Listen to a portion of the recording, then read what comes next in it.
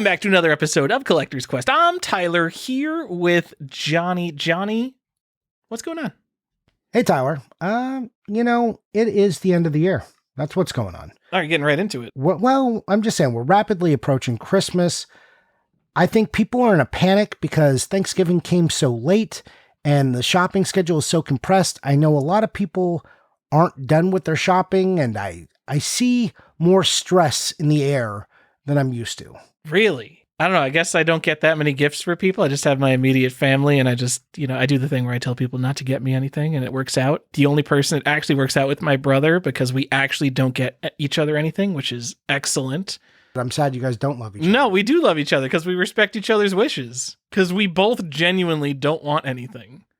Because we're both very content with our lives. And wouldn't just a nice phone call with my brother who lives 6,000 miles away, wouldn't that just be the best thing for Christmas? I mean, that sounds nice, but what if he doesn't call you? And if you're like, oh, well, we're both busy people, so we respect each other's time. Why are you making this like the saddest Hallmark movie plot? Like, we just want to call for Christmas, but oh man, life is getting in the way and we have busy jobs and I work in the big city. Yeah, I mean, this is you, not me, bud. I am like completely milquetoast. My life is like the most basic of basic you can get for like Christmas. It's like, oh, let's get together and my wife and my kid and we open presents on Christmas and stockings are hung from the chimney with care. Yeah, it's great. Christmas is the best. Yeah. Like we're making cookies over here. Christmas music is on. We watch Christmas movies. Getting the Target birds. We look at the Target birds and my wife is always like, can we get some Target birds? And I was like, not after what Tyler did to me. What? Wait, do the holiday birds have mouths? They sure don't. Yeah, all right. See, they're fixing their mistakes. No, the other ones weren't a mistake, Tyler. Those were part of the costume. Okay. What else is going on, Johnny? We got everyone here is listening to us right now. They're all in their car. Like literally everyone listening to this episode, which is going to come out, December 22nd or something like that. They're all in their car driving, 3 states away to their family. And we're here to provide 2 hours of entertainment on that road trip. Shout out. Thank you. I know there's actually probably a lot of unwilling wives right now listening to the podcast. We understand you're here. We appreciate you for not making your husband turn this off right now. Yeah. I mean, I hope you brought headphones. I hope you've got like your iPad and your headphones and you're just like, okay, that's cool, Steve. Just listen to your stupid podcast. It's okay, fine. We're here to talk about Earthbound and Little Samson and stadium events and all those weird, stupid things that he won't stop talking about and being like, oh, how cool would it be to find stadium events at a Goodwill one day? And you're just like, okay, we could stop at Goodwill. And then you get there and you don't find it. You know what you find? You find like a DVD of Richard Simmons sweating to the oldies. Do they find that anymore? After Richard Simmons died, I bet that's a collector's item. I bet that's genuinely a collector's item. At least I bet it's worth $7 and it's worth picking up from Goodwill for 50 cents. Yeah, I mean, in some sense, I guess, yes, it is worth picking up. Anyways, not much is going on here, Tyler. Just still recovering from dumb sicknesses and getting ready for my son to be on Christmas break and get into the holidays. All right. So, what about you? What do you got going on? I totaled my car. Don't do that. I hit a deer at low speed. It didn't even look that bad, but, the insurance company is like, oh, an old Hyundai Accent with any tiny bit of cosmetic damage? Yeah, we're just going to total that one. So, like, we could give you the $75 or we could just total it. Yeah, let's just total it. Well, it is a technically running car, Johnny, so that's like $7,000 minimum these days. The used car market's crazy. And I don't just mean in like, COVID happened and there's no more cars anymore and Cash for Clunkers got rid of everything on the used market. So I like discontinued car models. Basically, my favorite cars are subcompact Econoboxes, and we don't make those anymore. So like the Honda Fit, the Mazda 2, Toyota Yaris. And the people who drive those cars, they don't sell them. Because if you bought a fucking Toyota Yaris, you're like, oh, it's a Toyota Yaris. It's a Toyota. I'm going to drive it till 300,000 miles. And that kind of practical person will never sell their car. So if I now want to go get like, oh, I want a new Toyota Yaris, let me go find one with 40,000 miles. That just doesn't exist, because the only way that would come to market is if like someone, like an elderly person who had one, died. So everything that I want, there's just like, oh, you could get this piece of shit with 200,000 miles for like nearly MSRP. So do you think that that's actually true about the Toyota Yaris? What do you mean? I was just like, do people actually love it so much that they never stop driving it? I don't know much about the Toyota Yaris. I don't think people love these cars so much, but like the Honda Fit or whatever, like these are common cars, but it's also like the kind of person who buys a piece of shit, like tiny, very efficient, practical car like the Honda Fit isn't like, oh, I'm going to upgrade to something else in 3 years and get the new latest Econobox car in the market. I think it's the person who just drives it to death. So I'm never going to find like a low mileage great car. If I need a mint condition Keystone Capers, I'll just set up a save search. Eventually one will come up for auction. And if I bid a crazy amount of money, I'll get it. If I wanted a Honda Fit with 20,000 miles, a car they haven't made in 5 years, like you just can't get that at any price. They just don't exist.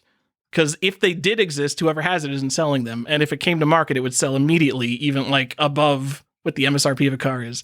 So how long do you, what is your ownership window on a car? Like how long do you typically own a car? Well, I've owned one car. Well, besides like a car that my grandma gave me in high school that the wheels literally fell off in about a year, I've owned one car in my life, Johnny. So I will say the ownership is 12, 13 years, something like that.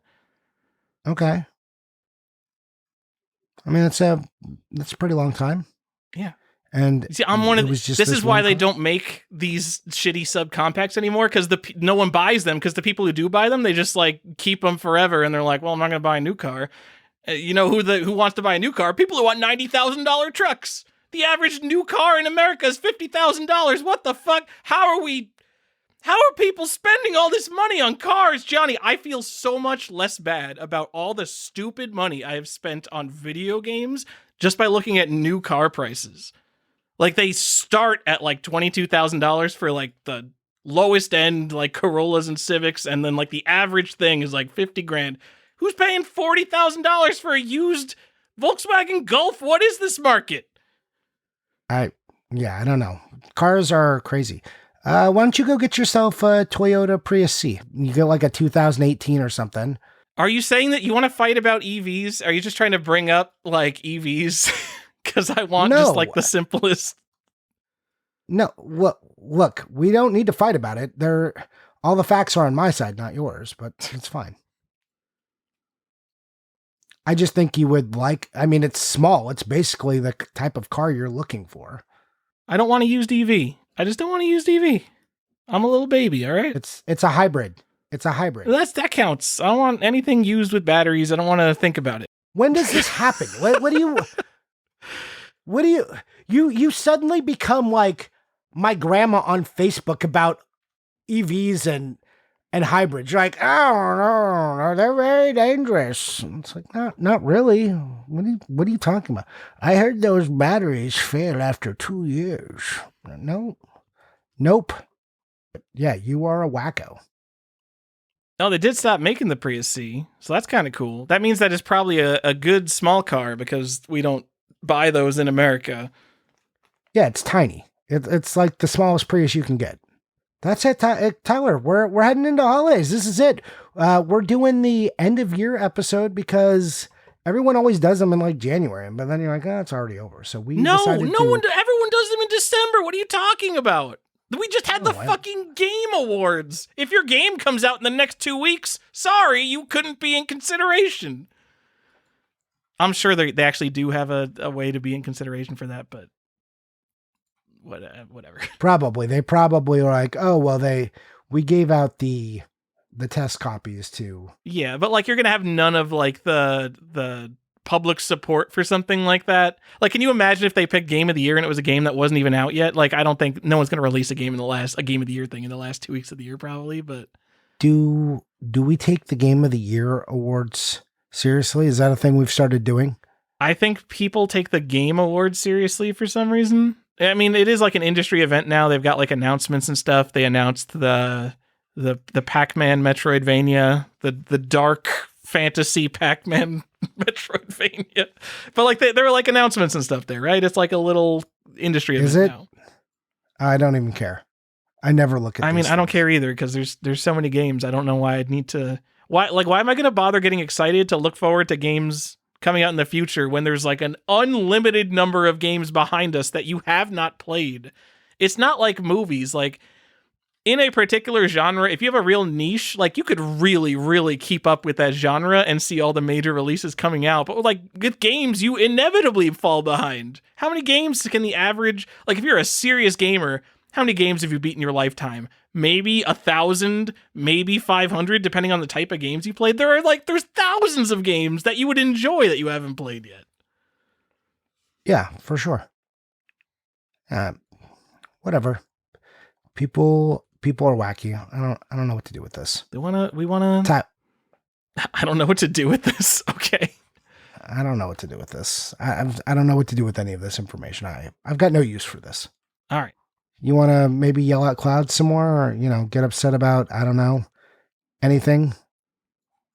Warren Spector at the Game Awards announced a spiritual successor to Thief. Oh yeah? Yeah? Huh?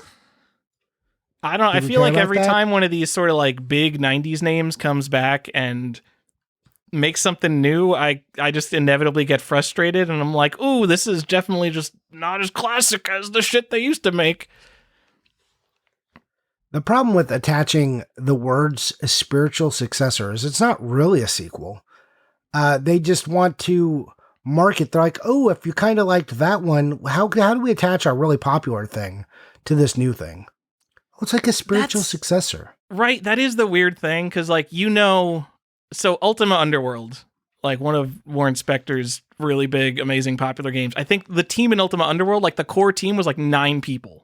So like, yeah, Warren Spector had like an influence on that game. Making a game these days, like there could be 200 people on the team. So like, yes, I'm sure Warren Spector is the director of the game, but I don't know.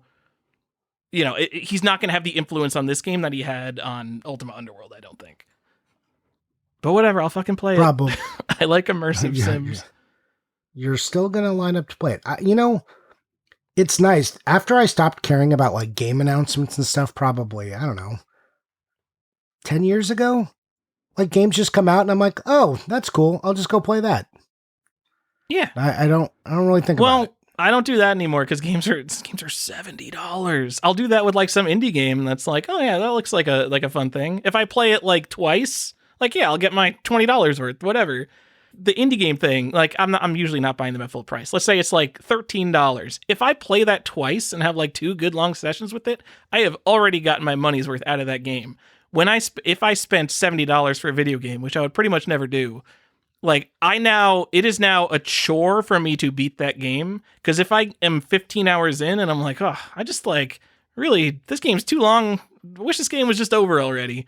I spent $70 on it and I feel like I have to beat it or I'll be mad at myself for wasting all that money. And it's weird that you feel that way, but you buy all these old video games that you'll never play. See, but never playing is a lot different from buying a digital game for a Steam library with the purpose of playing it, though. That's true. That's true. Because my digital games are worthless, Johnny, unless I play them. Okay. So don't buy digital games. No, don't. Or do. Because then, man. Or you don't have to be a collector? Yeah, I love buying digital games and also still can't bring myself to do it as much as I should. Then I wouldn't just have these attachments to it. I also hate changing discs in games. I love when it's all just in one little thing for me to go play. I've got the platform for you. Steam? That's it. You just Yay, throw a 4 terabyte hard drive in your computer. Yeah, but I want to sit on my couch. I mean, you could do that. I wouldn't, but you could. Yeah, no thanks. We'll just get into it. So every year we kind of wrap it up and we talk a little bit about how game collecting went for us. We have a couple of questions we ask each other. We talk about the overall state of like what collecting did for the year and things we're looking at in the future, and just generally what's going on and how we see things going into the next year. And really, we've been doing this for a while now together. Are you like at 8 years, or how long have you been on the podcast? 7 years I've now? been on it a long time. Yeah, a long time. So, and we do this, and I think our view on video game collecting and like whether we love it or not hasn't really changed, but definitely our buying habits have changed as we completed sets, and just what's happened to the price of games and how people view collecting. We've shifted as well. So, it's a good time to go back and reflect on what's going on and where we kind of see this all moving and what's next for us individually and the market. So yeah, let's kind of talk about it, shall we? Sure. You want to talk about how the market is doing for different consoles, Johnny? Sure. Do we want to jump into the market or ourselves first? You want to jump into the market? Let's do the market. Let's not hog the spotlight here. Maybe people will want to turn off the episode once we start talking about ourselves. Okay. Well, I mean, we don't have a lot to say about ourselves. So every year I track via price charting. I look at the last couple of years just to see what the line is doing. Some basic caveats to this price charting. When you look at the overall system price, everything's tracked by loose, incomplete games for some reason, because that's the best metric, because that's what collectors really want, including for disc games. But I don't even think all that data is right. Anyways, it still does show a basic trend line that we can look at to say whether the market has gone up or down. And that's about really as far. Don't worry about the prices. It's more, has it gone up or down? The data here we have is complete in box games, though. Why are you saying it's only loose? No. This is all loose. The average loose NES game is not $42. Tyler, I will tell you that if you look on the price, why are you fucking fighting me about this? Go to pricecharting.com right now. Price charting graph. No. Okay. Shush. Okay. Shush. What the? Just go this there. website. We've already complained about this fucking website. So yeah. Sometimes you get the graph where you could choose like whether you're looking at the loose or complete graph, and sometimes it gives you this fucking graph where it only shows you loose. And I don't understand what the fuck is going on with this website. All of them only show loose. You know what I was just on this website today, and I got the complete in box data somehow. It is only if you go to an individual game and they don't change the color of the lines, and they put the median price in there as if the median was any goddamn indicator that anyone wants. Nobody damn it, wants it. JJ of old JJGames.com fame. Listen, you're the only one doing this, so we appreciate. Well, I mean, you're technically not, but like, well, we're gonna go collect. Let's be real. No, I mean we need you. We need it to be better. We need you. Be the hero we need. Come on, JJ. Also, start your website back up. Like, fix JJGames.com. You were the best place. Come on, video game prices are up. It's got to be more profitable to sell used games. I guess video game prices aren't up, but they're up since you closed down JJGames.com. Please bring back JJGames.com. I want so many stupid variants from that website. I know. It's the upsetting thing. Like, he's got the best data. He has the CIB prices in there. We could have all this. We could have multiple. And it's like, oh, well, if you use our tool to try and compare and then it doesn't even work right. Well, Johnny, the good news is I don't think that the trend is... it's not a surprising trend, the prices that we're seeing. No. So, again, I'm not worried about the prices. I'm more worried about what the general trend is for these. In general, the market is down and flat. That's the overall trend. Very few things have gone up at all, even considering just loose, which definitely the trend line moves smaller. The jumps are less significant. All the caveats to all of that, we're just talking general trends. Down and flat is the overall prevailing climate of games. And specifically, Atari is down slightly from last year and the year before. So it was down last year a little bit, and this year it's down from that a little bit. So moving down. NES was flat from 2021 and 2022, 2023, 2024, moving down. Super Nintendo, again, from 2021, went to 2022, went up. 2023 was up. But when we actually recorded this, there was a big weird spike, I remember. And then they have since gone back and fixed that. So it is still down, or it's, Super Nintendo is actually basically down from 2022, 2023 to 2024 is down or flat. It's like a couple of cents off from where that is, but that is definitely trending down. N64 slightly up. So 2021 to 2022 it went down. 2023 it went up, and we are up slightly from 2023. Why? Very slightly. Why? What could have happened in the world that N64 cartridges are going up? I don't know what could have happened in the world that would make N64 go up. And it's not Sculptor's Cut. Sculptor's Cut's down. Sculptor's Cut's down to like $850 where it used to be $1,000. Like, thank God this is finally coming down, but yeah. GameCube down, was up last year. GameCube was spiking pretty hard last year. Came back down, but it's still up over 2022 and 2021. So GameCube still going on. We is a flat line. And I think that's basically because it's loose discs. So I can't even like really count this line, but it's completely flat. Like no movement. Wii U finally trending down. Pretty significant drop down actually from where it was.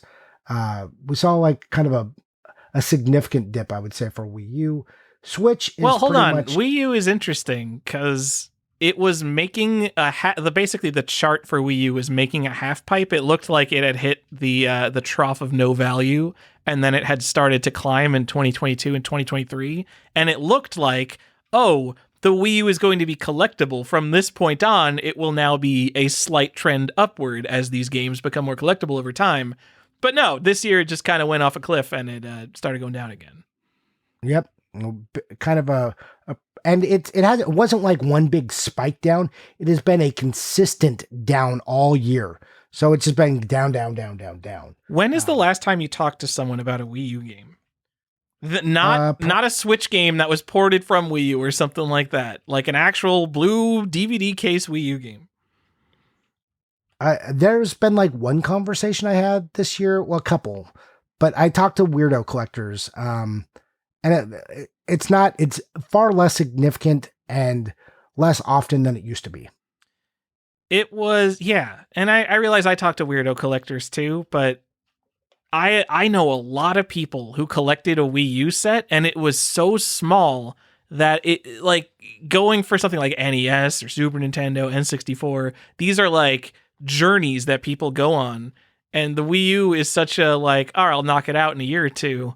And then like you just complete it and it's done. And then you kind of never think about it again because there's not a lot of nuance to it. And, you know, the nuance that there is, you know, your Skylanders white box, like special edition, like you got to be really into Wii U to care about that stuff. Is it safe to say, can we call it Wii U is not the next Sega Saturn based on these price trends? Ooh, don't know about that, Tower. Could be the next Sega Saturn. You know, everyone remembers in the 2000s, like right when, video game collecting coming up for the Sega Saturn, everyone remembers like, oh yeah, everyone didn't want to collect Sega Saturn. Sega Saturn was just like not cool. Yeah. All right, Johnny, that's my piece on the Wii U. Okay. It's gonna bounce back. It's going to bounce back. Don't worry about Wii U. Switch is still kind of too new. That's a flat line. Genesis went up in 2022 from 21, had a pretty good falling in 2023, and is trending slightly down, but, you know, very slightly from 2023. Genesis kind of just, the Genesis people are there. They're still kind of consistently buying, but not a lot of movement there on Genesis. Sega Saturn, our stalwart, right? One of our beacons for consistent pricing, took a tumble this year. It was not I mean, we're basically at 2021 prices, which is still, all these prices are still up basically on every system from 2020. So, I mean, that's like 2020 pre-COVID pricing, right? Now 2021, everything went through the moon, right? In 2022, but we're still above those 2020 prices now, even when we're down.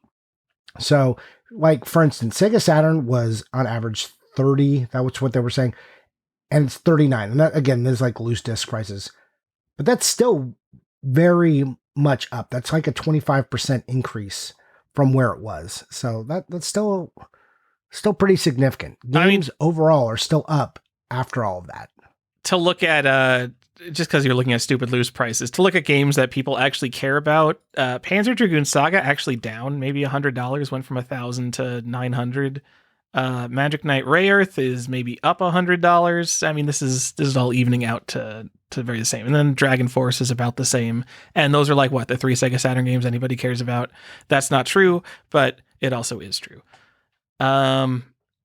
So, I mean, regardless of the price trend, I think that the big thing is that Sega Saturn is an uncommon console. There's not a ton of this stuff out there compared to a lot of other things, but there's no FOMO for this. You know, in 2020, Sega Saturn was going crazy like everything else, but there's no, you don't see that Panzer Dragoon Saga for $900 and you're like, oh man, I got to get that before it's $2,000.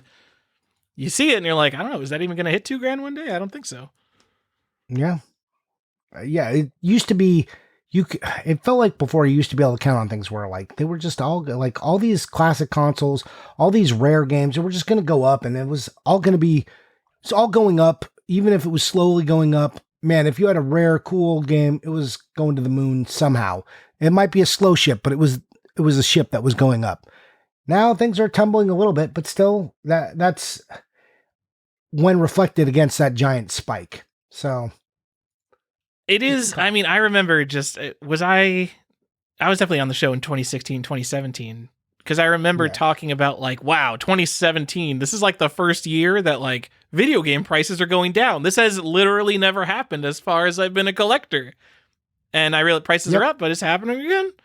We're in the middle of a correction still. That was like that 2016, 2017. Things got really, like they went down. It wasn't like a sharp decline. It was just that they weren't going up. There was a lot of flatness in the market. So we might be in a very similar spot until there needs to be some sort of catalyst. I think we can talk about it in a little bit later, but I think in general, we're going to start to see things move down even a little bit further from where they are, possibly.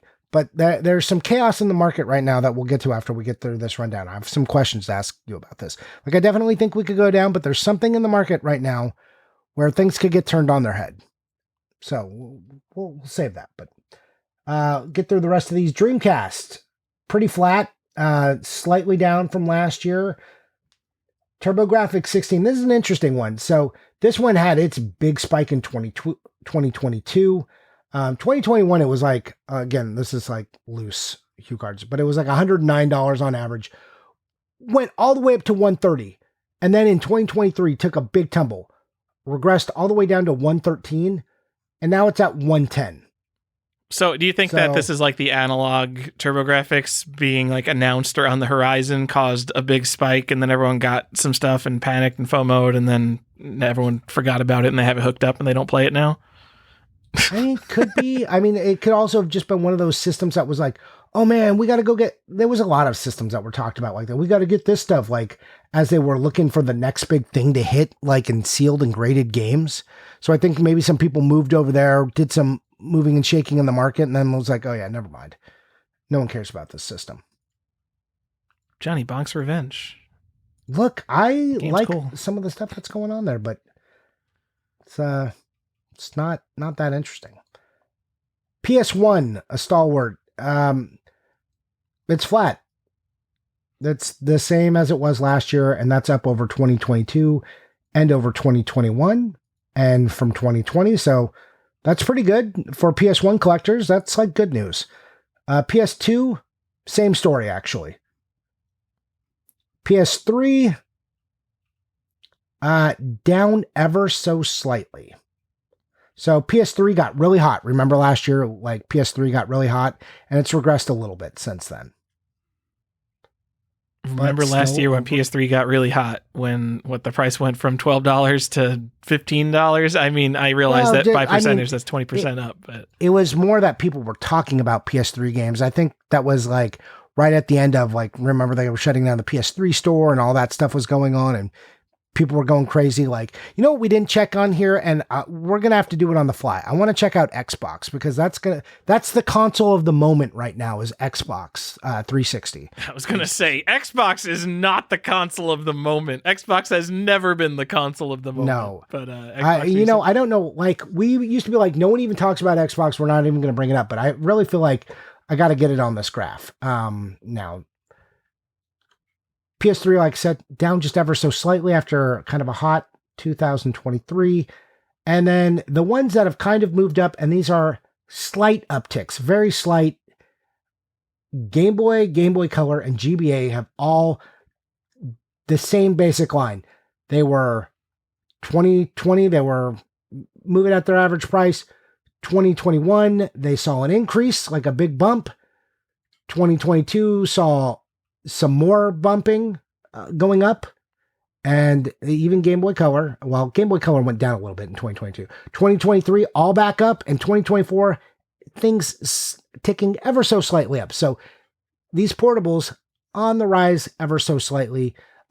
Game Gear has been, even though crazy things happened in complete in box Game Gear, the price trend, if you look at the loose ones, is down overall. So, which should make sense when you're talking about the Game Gear, because who wants it? I don't know, but there's still a bunch of infighting over Game Gear, so that's crazy. Anyways, that's your overall market trend until I look up the Xbox. Tyler, while I look that up, do you want to talk to people about one of our favorite metrics, Super Mario Brothers 3?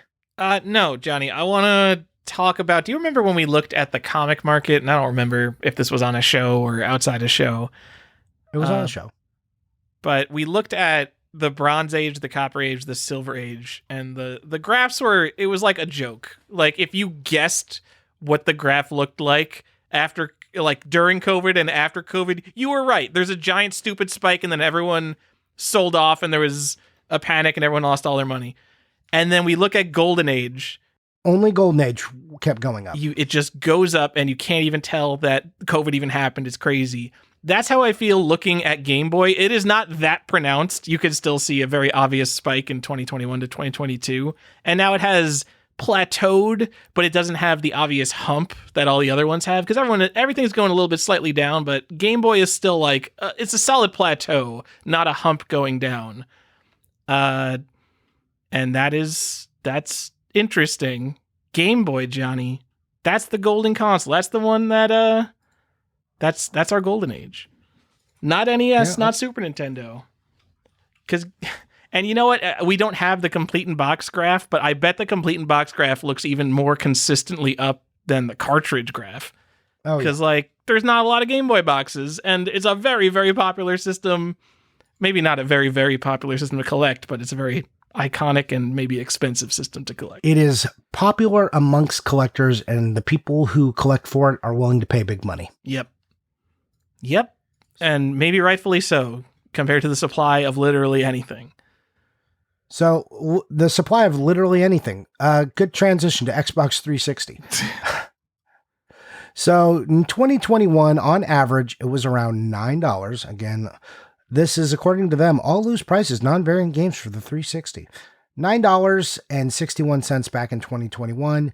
Moving up, we hit in the summer of this year. It was kind of when the big bump was happening. Went up to all the way $12.55. The trend line is generally up, except now things have cooled a little bit after that like summer spike. It's down to like $11.91, but that is still part of the upward trend. That would still be up, I think, in general over where it was last year.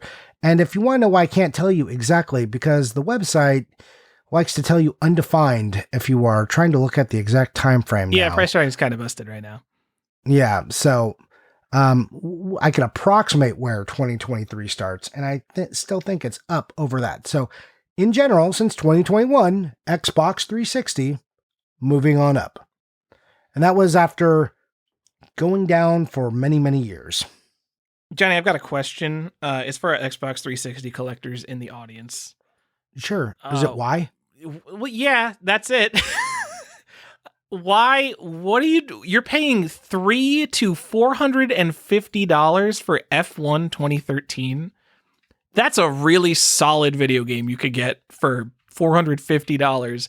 There were 18 copies on eBay this year. That's more than once a month. That's like significantly more than once a month. You look at eBay and you're like, oh, there's another one. Oh, there's another one. There's no panic to get this game. What are you guys doing spending $400? If it is the last game you need for the set, yes. All right, fine. Just say like, whatever. I'll spend the extra $100. I'll just spend $400 and I'll get it right now. I'll complete my set. I'll be the coolest guy. I'll post my picture on Reddit. I'll get 2,000 upvotes. But if this isn't literally the last game you need for the set, what are you doing buying it right now? You think we're going to run out if there's 18 copies for sale this year? And that's just on eBay? Anyway, that's my...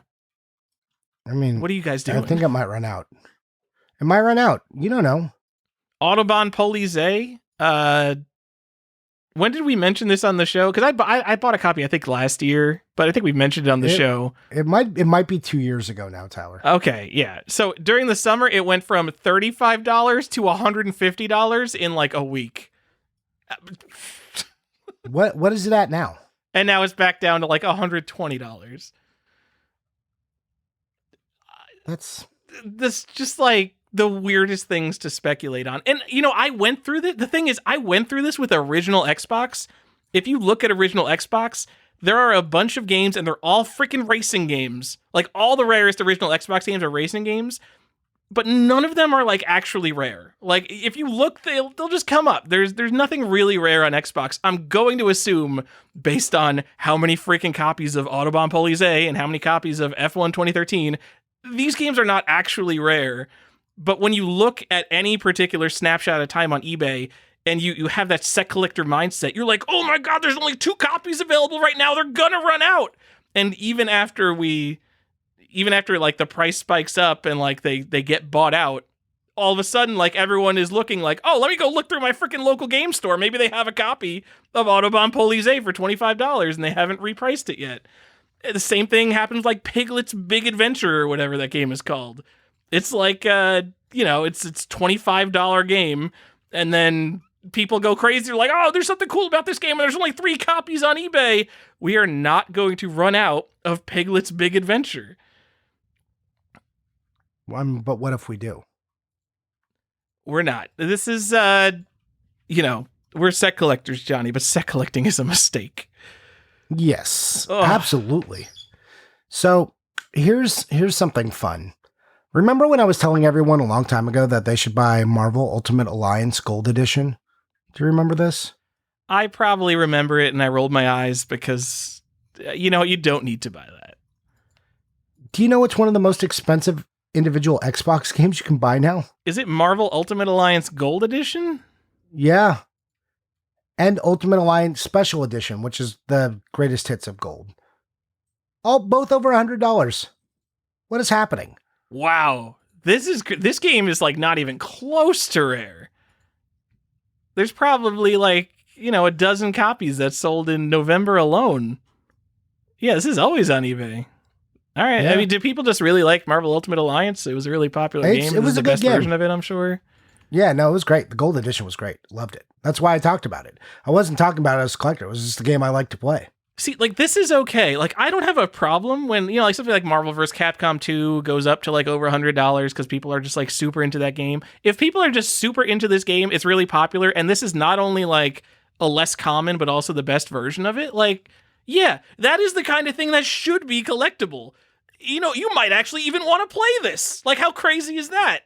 That's compared to insane. whatever the fuck Autobahn Police is. It's probably Autobahn a drive Police, game. just as expensive, though. I'm not saying like, there's a lot of copies of this. Maybe you don't need to run out and spend $150 on this on a buy it now. But, if you're a fan of the game, I don't hate this. If you appreciate this, I'm not going to appreciate this. I don't care about your stupid Xbox 360 game. But if you appreciate this, I don't hate this. That deserves to be at the top. what about Fallout 3 Collector's Edition? Do you remember the Fallout 3? Not the big one with the Pip-Boy, but the one that just came with like the lunch pail that I feel like everyone had? I sure do. Don't you feel like that was just shelf fodder that just lived at every GameStop ever, always? I literally have one less than 4 feet away from me. That thing is commanding over $100 now. All right. How do people feel about Fallout 3? I was not a fan, and I feel like it was an extremely popular game. And then like going back, I feel like people are like, oh yeah, Fallout New Vegas. I love Fallout New Vegas. And Fallout 3, I don't know, gets the same props as New Vegas. But I could be completely wrong. But I feel like that game would feel very outdated compared to like, what open world games are now. Yeah, I really didn't enjoy Fallout 3. I tried multiple times and just never enjoyed it. You know what? What would have been more enjoyable for you though? You should try being part of like the Fallout 1 and 2 crowd, the like stick your nose up at it because it's 3D and just like you go into it knowing that you're going to hate it. Oh, it'd been so much fun for you. That sounds like fun. Yeah, that is a thing I love to do, is look down at everyone for the game I'm playing. That sounds terrible. Anyways, yeah, that's expensive, and the Fallout Pip-Boy edition is even more expensive. I mean, all right. If I'm thinking of Xbox 360, that's one of the first games I'm thinking about. That and Oblivion. Yeah. I mean, man, there must be so many copies of Oblivion Special Edition. That thing can't be worth anything. But like, that's something I think about with Xbox 360. Don't hate it. Don't hate it. What about Incredible Hulk, but the GameStop edition? Are we going to do an episode on Xbox 360? I would love, because I know nothing about collecting Xbox 360. I would love to judge all of the rare stuff, because like I was playing a lot of games when it was new, so I'm like, I'm familiar with all these games. Well, let's save it. Let's save that for 2025, and we'll get into it, and we'll just like, we as novices, we won't come in as collector experts. Like we played a shit ton of Xbox 360, both of us, and have a fair number of Xbox 360 games. But let's come in as kind of collector novices and look at this and decide how we feel about it. Is the Platinum Hits Marvel Ultimate Alliance Special Edition worth $400? Buy it now? I don't know. We'll find out together. Yeah. All right. Anyways, Tyler, Mario 3, our bellwether, if you will, for what's going on in the collector's market. Oh boy, Tyler. Oh boy. Mario 3, and this is CIB. It took a tumble, Tyler. It took a big tumble. Humpty Dumpty fell off a wall. It's not good. The kids don't care about NES anymore. No, so in 2020, this thing was like 320, 2021, 370. I don't know what happened in 2022. I made this graph, so I believe it at the time when I was looking at it, but it fell all the way down to $100 from 370. That seems like maybe there was an anomaly, right? But in 2023, it went to $205. We're talking about Left Bros, by the way. Yeah, sorry, Left Bros. That went down to $205, and this year they're saying it's $100 for a Left Bros. That's low. I don't think you'll get a nice Left Bros for $100, but I did go into eBay Solds, and I'm surprised that is not like crazy. Like there are Left Bros that are not completely wrecked selling for $100. I saw one for like $70, like in not good condition. Let's look at this one. This one is $70 shipped. It's not in good condition at all. Like you wouldn't want it, but it's also not like a dog didn't pee on it. It's just like a pretty rough copy of Left Bros. $70 shipped after like all the craziness of everything. I wouldn't buy it, but that's cheap. There's graded copies for $200. Like, okay, like the 6 to 7.5 range for like $200.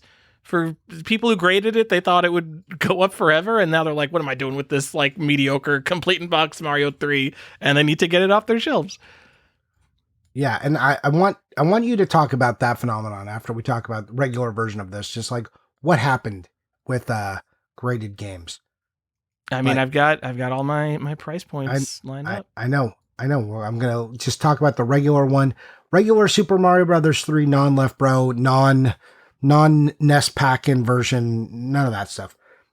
Also down from $100 last year to $65 this year.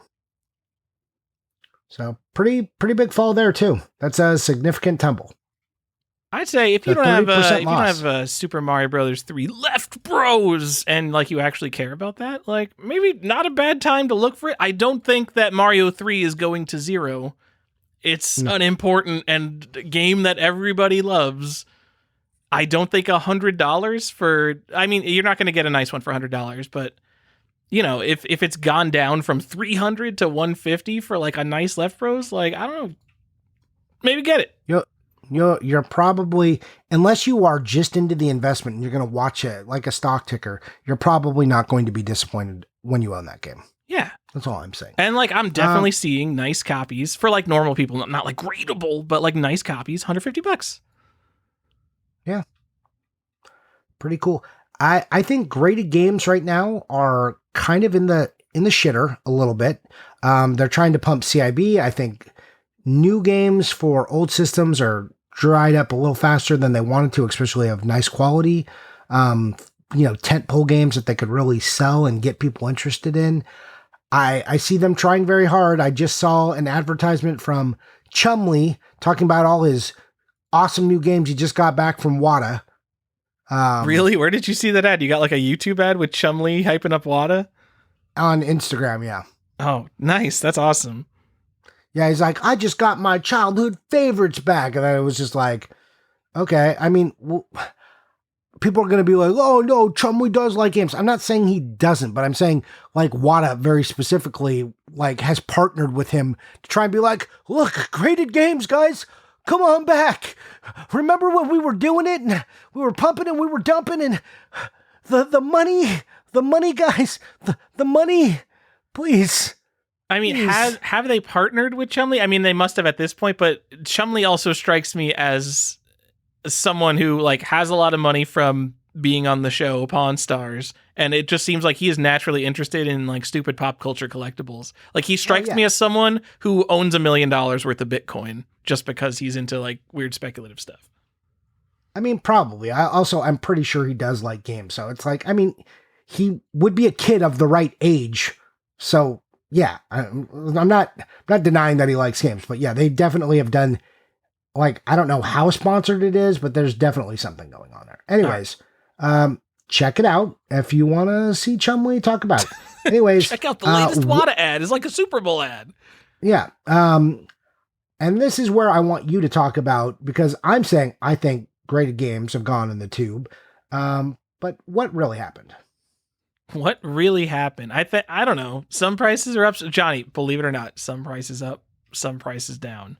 Weird.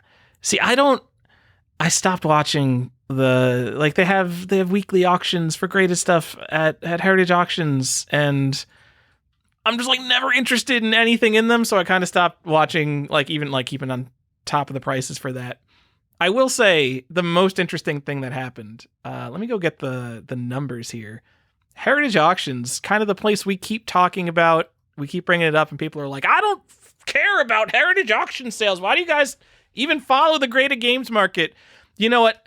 I don't really follow the graded games market because they sell on eBay. They sell on Golden Auctions and all that. And I only track this one site because they have the best interface and a lot of the good stuff does end up here. 2021, absolute peak of the market. There were 6,700 games sold through Heritage. Then after that, because of the explosion, there were 11,800 games in 2022.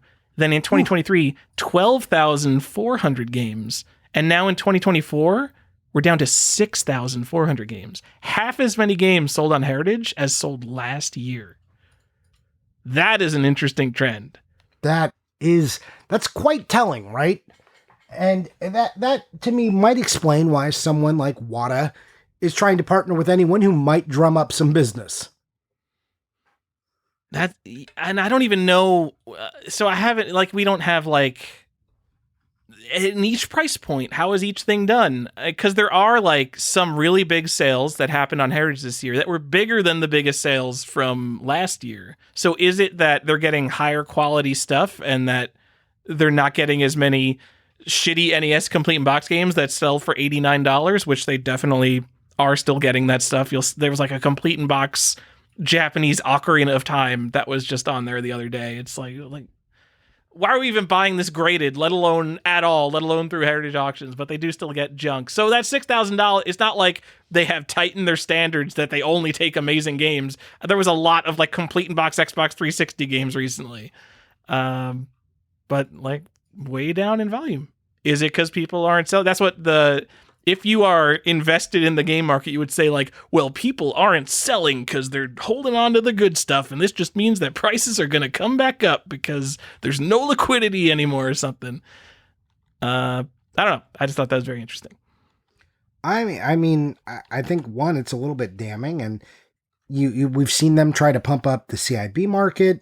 So I'm curious where it goes from here. I'm curious what this number looks like when we come back and check it again next year. I mean, they're definitely people.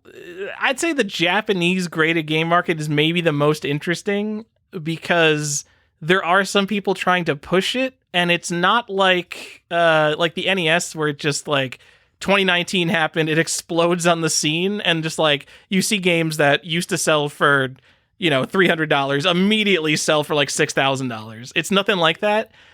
It's really funny because there's all this stuff that's in Japan just like out there, and like all the people interested in this stuff don't live in Japan. We all live in Europe and America. So we're just getting it trickle fed from Japan, all this like new old stock kind of stuff.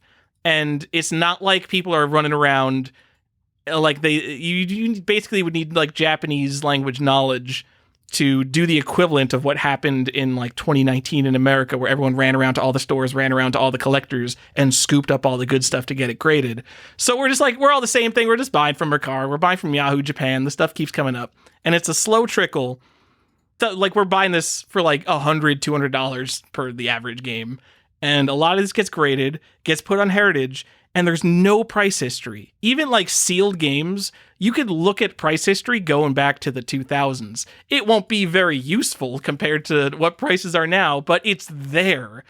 And the concept of like, a VGA graded Street Fighter 2 for the Super Famicom, like who the fuck was buying that even 2 years ago? It just wasn't a thing people bought.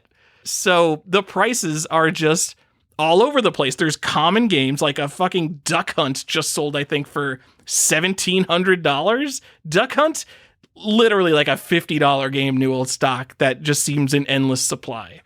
And on the other hand, there's decent games. There's Street Fighter 2. There's regular Mario Party 1, F-Zero, like decent games selling for like $400.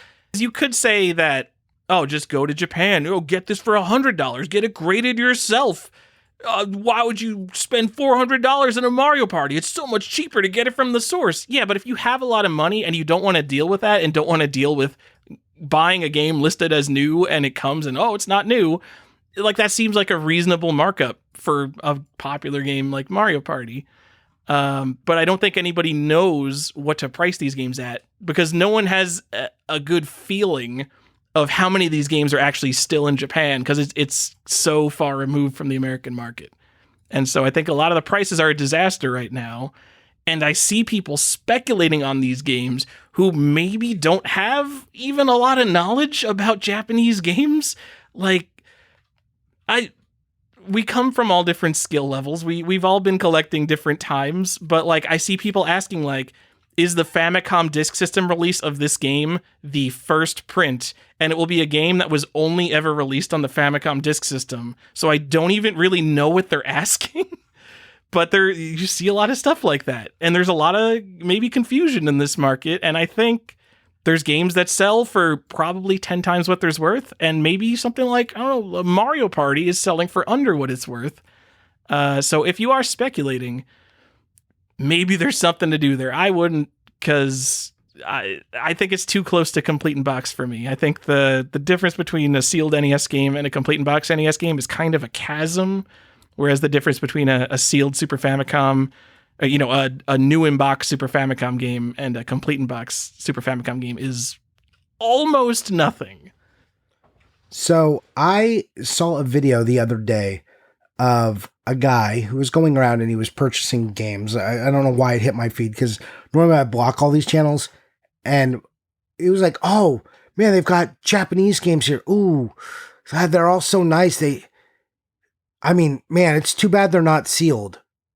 It's too bad they're not sealed. Yeah, damn. I was like, oh yeah, damn, dude, those are new. To be clear, yeah, Japanese Famicom and Super Famicom games were not sealed. So what people do is they get them, they look at the hinge, and you try to determine by looking at like stress marks and paint cracks if that hinge has ever actually been opened.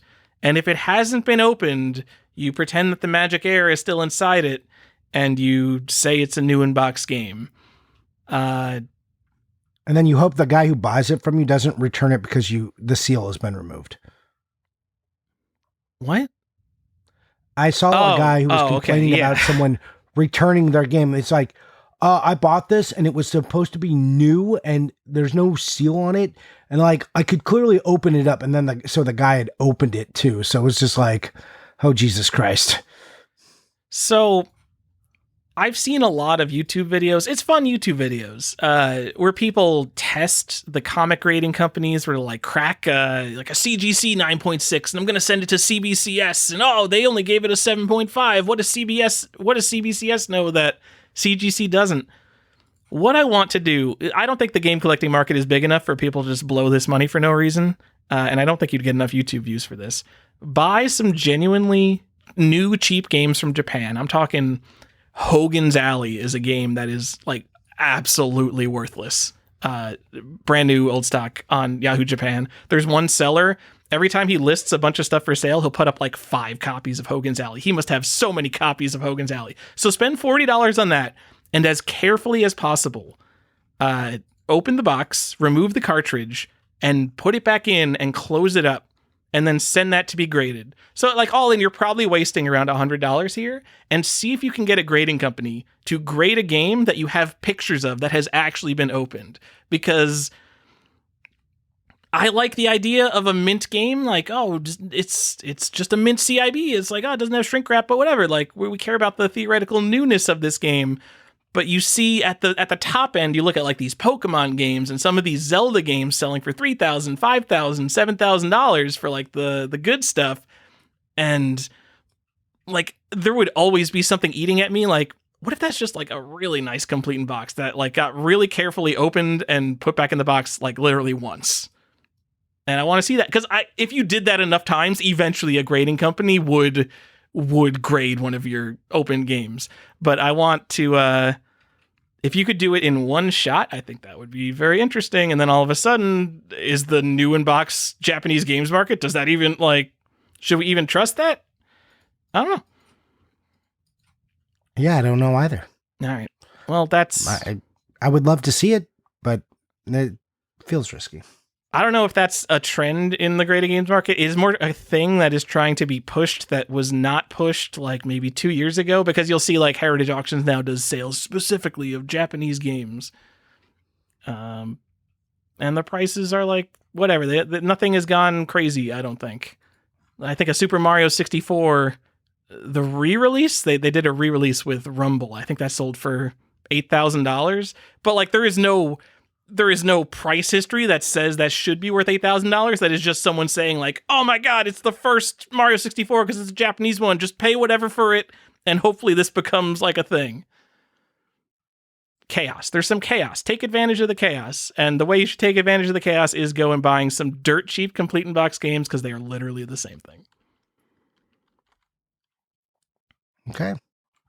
Anything else you want to say about the graded market before we move over and start talking about some general stuff that happened this year? No. Okay.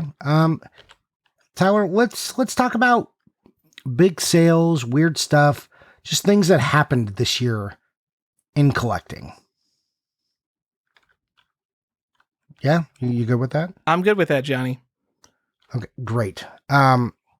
So when we're looking back at 2024, I want to know what we're going to remember. Like, what do we remember about this year in collecting? What was some good? What was some bad? I have one to just since we were talking about the graded game market that I want to throw in here, and pretty recent still. GameStop is still here. And they are sending they're sending items to be graded. And they're selling graded items. And you would think that GameStop might be doing this for games, but instead it's Pokemon. I mean, the Pokemon market is so much bigger than the freaking graded games market. Come on. I agree. I just think it's funny that GameStop, the video game store, is like, sell graded video games? Are you crazy? We sell graded Pokemon, and we will send your Pokemon to be graded. How chaotic would it be if GameStop started selling graded Switch games? They get the sealed cases, and they just immediately send a couple to WATA? Ooh, see, that's controversial because doesn't like GameStop open half of their stock and then try and sell you, get sued for selling you opened items as new? Remember when that happened? I'm sure a lot of people are suing over their $54 copy of Call of Duty Black Ops 6. There was a class action suit brought up against them for that. Oh, okay.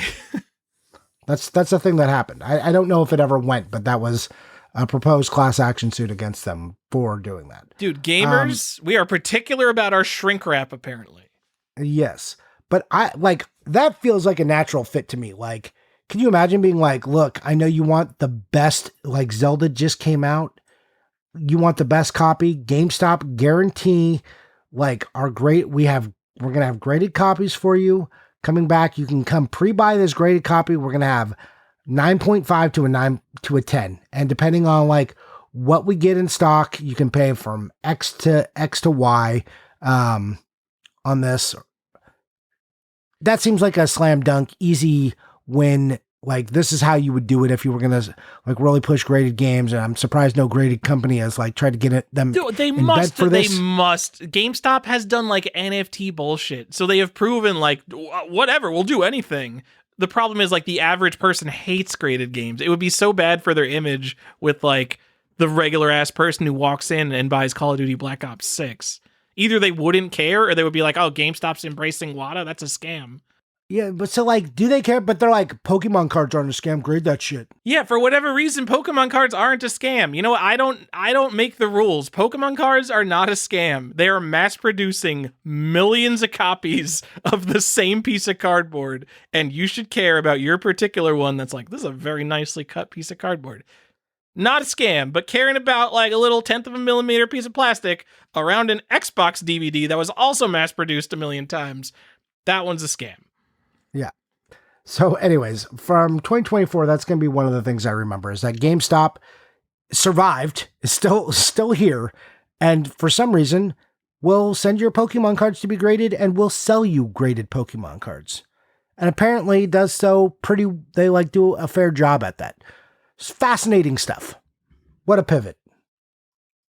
I don't know.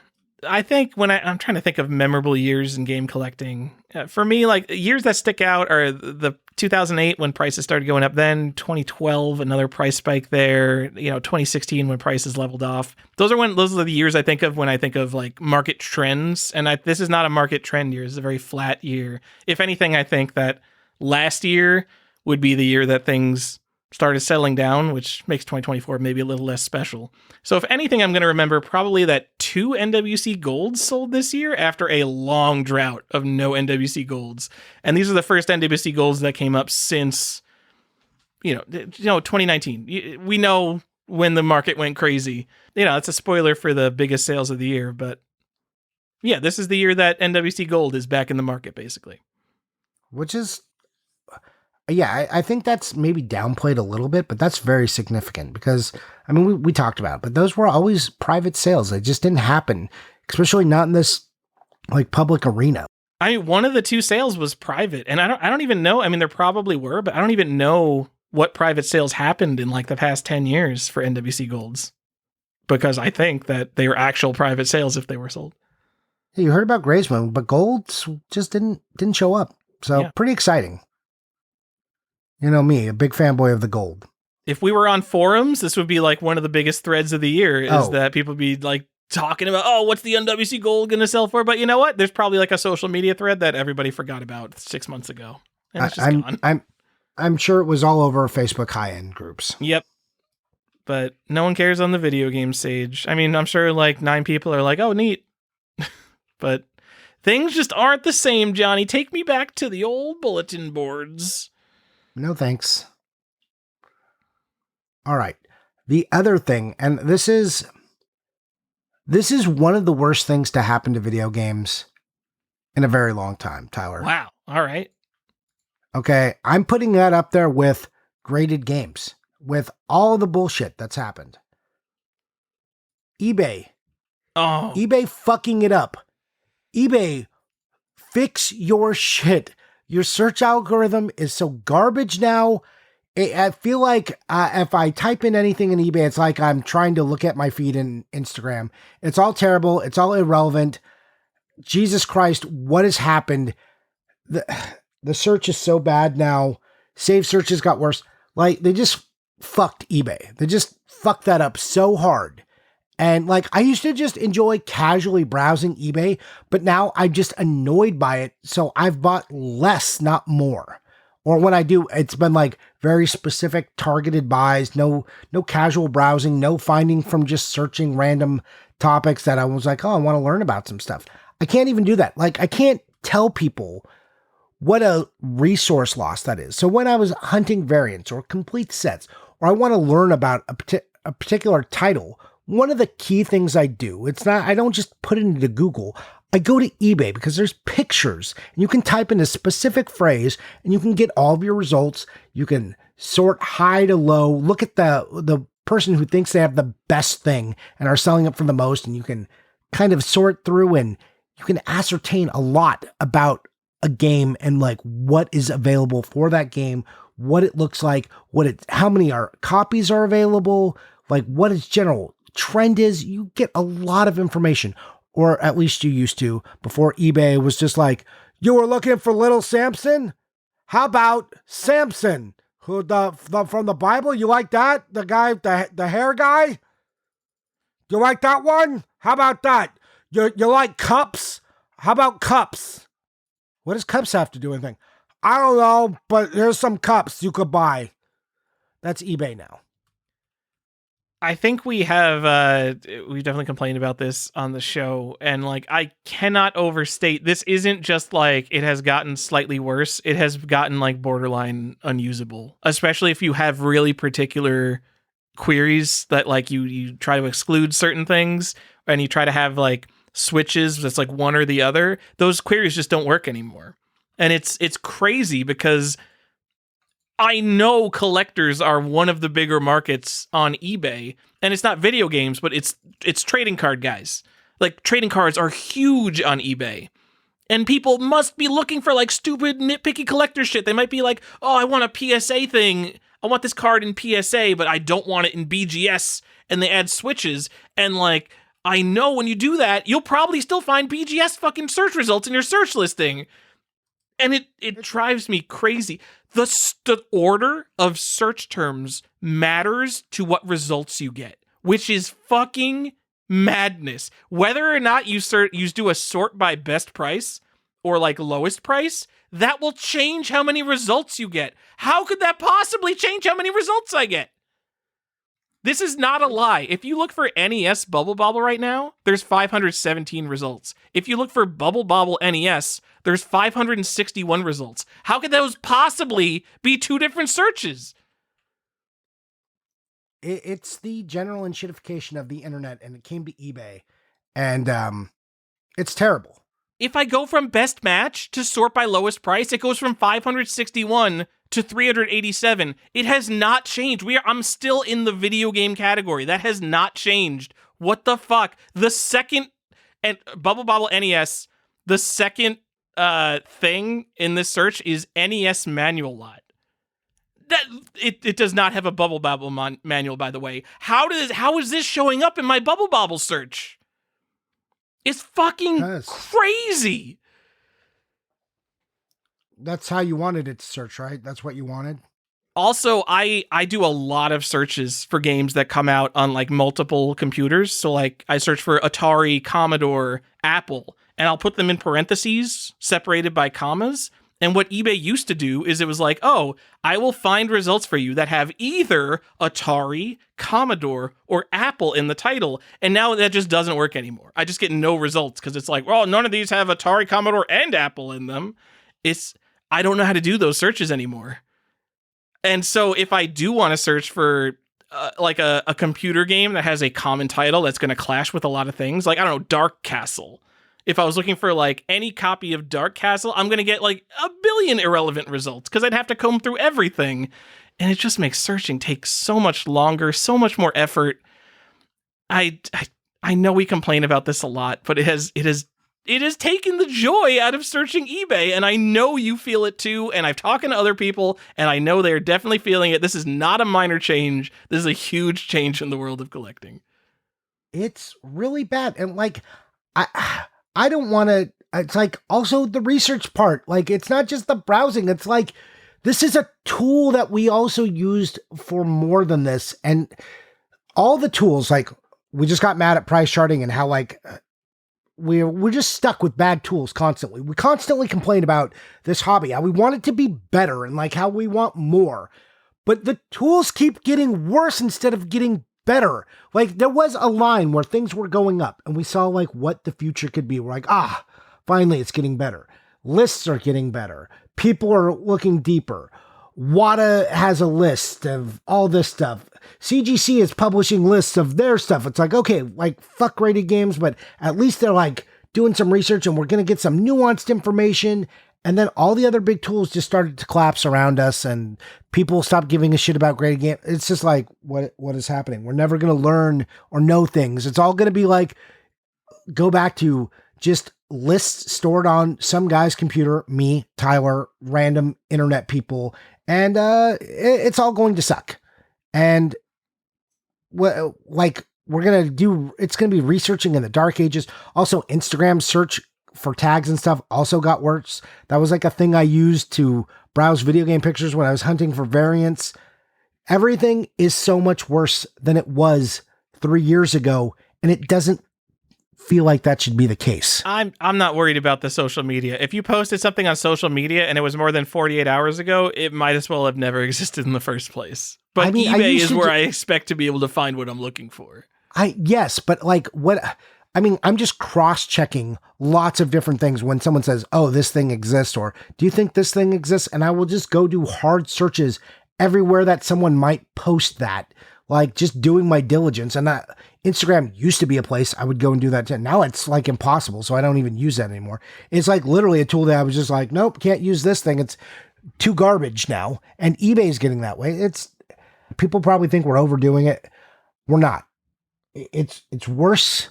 It's worse than even what we're telling you. So anyways. It really is. Like, I think every aspect of every collectible, unless for some reason cards and comic people aren't having this issue, I literally cannot imagine they are not having this issue. So if they don't fix it, I will remember 2024 as the year that eBay became I'm not going to call it completely unusable. I still have to use eBay. It is still the best marketplace, but a much, much worse tool. Yeah. It's almost equivalent to the year where like Game Value Now stopped updating their prices, whatever year that was. It's like, yeah, there is still some value here to Game Value Now, but it is no longer like a go-to tool. Yeah, but this is much worse than obviously. I mean, this is a core part of every collecting hobby. So yeah. Yeah. This is real bad, guys. And I hope anyone hears. I hope if I scream enough, somebody hears me. But I don't think they will. I mean, also, I don't see videos. Like I don't see any videos on the, like, you would think this would be like a prime YouTube video. No one's doing YouTube videos on this. Oh, I gotta go here. I'll go pester Get the Greg Games about this. This is a good video, and I hate this. And maybe we'll get Carl Jobst involved, and we'll bring this up with the eBay CEO. I don't fucking like that guy, but I'll take it. You'll take 1 million. You see, you won't get 1 million views on that. You'll get 1 million views if it was like speedrunning cheater discovered with eBay search history. But yeah, how about eBay? Hello, you absolute legends. eBay is scamming you, getting you to buy things you don't want. Here's how they're doing it. Whatever it takes, Carl. I'll buy in. Whatever we need to fix this, I'll align with my enemies at this point. Not that Carl Jobs is an enemy. That's like a gross overstatement. But whatever. I'll team up with anybody at this point. By the way, I think RuneScape recently sponsored a recent Carl Jobst video, and then he has to like sit there and be like, "Come meet me in the realm, and we'll grind together." And it's so funny because you could tell like Carl hates every sponsorship he takes. Like he has all these sponsors like shitty free to play games and mobile games. He's like, "Come friend me on World of Tanks and we'll totally play together." And I love him having to do like a 2-minute bit pretending that he cares about RuneScape when he absolutely fucking hates RuneScape. It's awesome. Anyway, Johnny, let's go on. Come on. What else happened this year, Johnny? The most collectible game, I think, of the modern era came out. Actually, no. We're going to stick on eBay. Johnny, you work a corporate computer job. I sure do. I work a corporate computer job. Let me tell you, especially over the past year, there have been some internal AI initiatives. The managers and the higher up people, they love the idea of artificial intelligence and automation. And regardless of whether it makes the product better. And right now, I understand that, like, yes, AI, large language models, these types of things, they have some kind of use case. They will make certain things better, but it is getting applied all over the place in a way that makes things worse. And there is almost definitely a search team within eBay that is being forced to add AI to the eBay search, or like whatever, like automation, machine learning type shit. And they're making it worse, but they're showing some kind of metrics that are like, look at how great we're keep us employed. We're your software engineers. We have completed a project. Look at all the machine learning we've added to this. And that's like definitely what's going on in eBay, even though it's making things worse. You are probably right about that. And I don't love it. And so like, my biggest fear is that they have some kind of metric where like, when we show a worse search result, and it won't be worse on their end, but in the real world, they're showing a worse search result, and now people are buying things 5% more. Like, they'll just buy something. I really hope that people get less relevant search results, and that causes them to buy less stuff. But I don't know what the reality would be.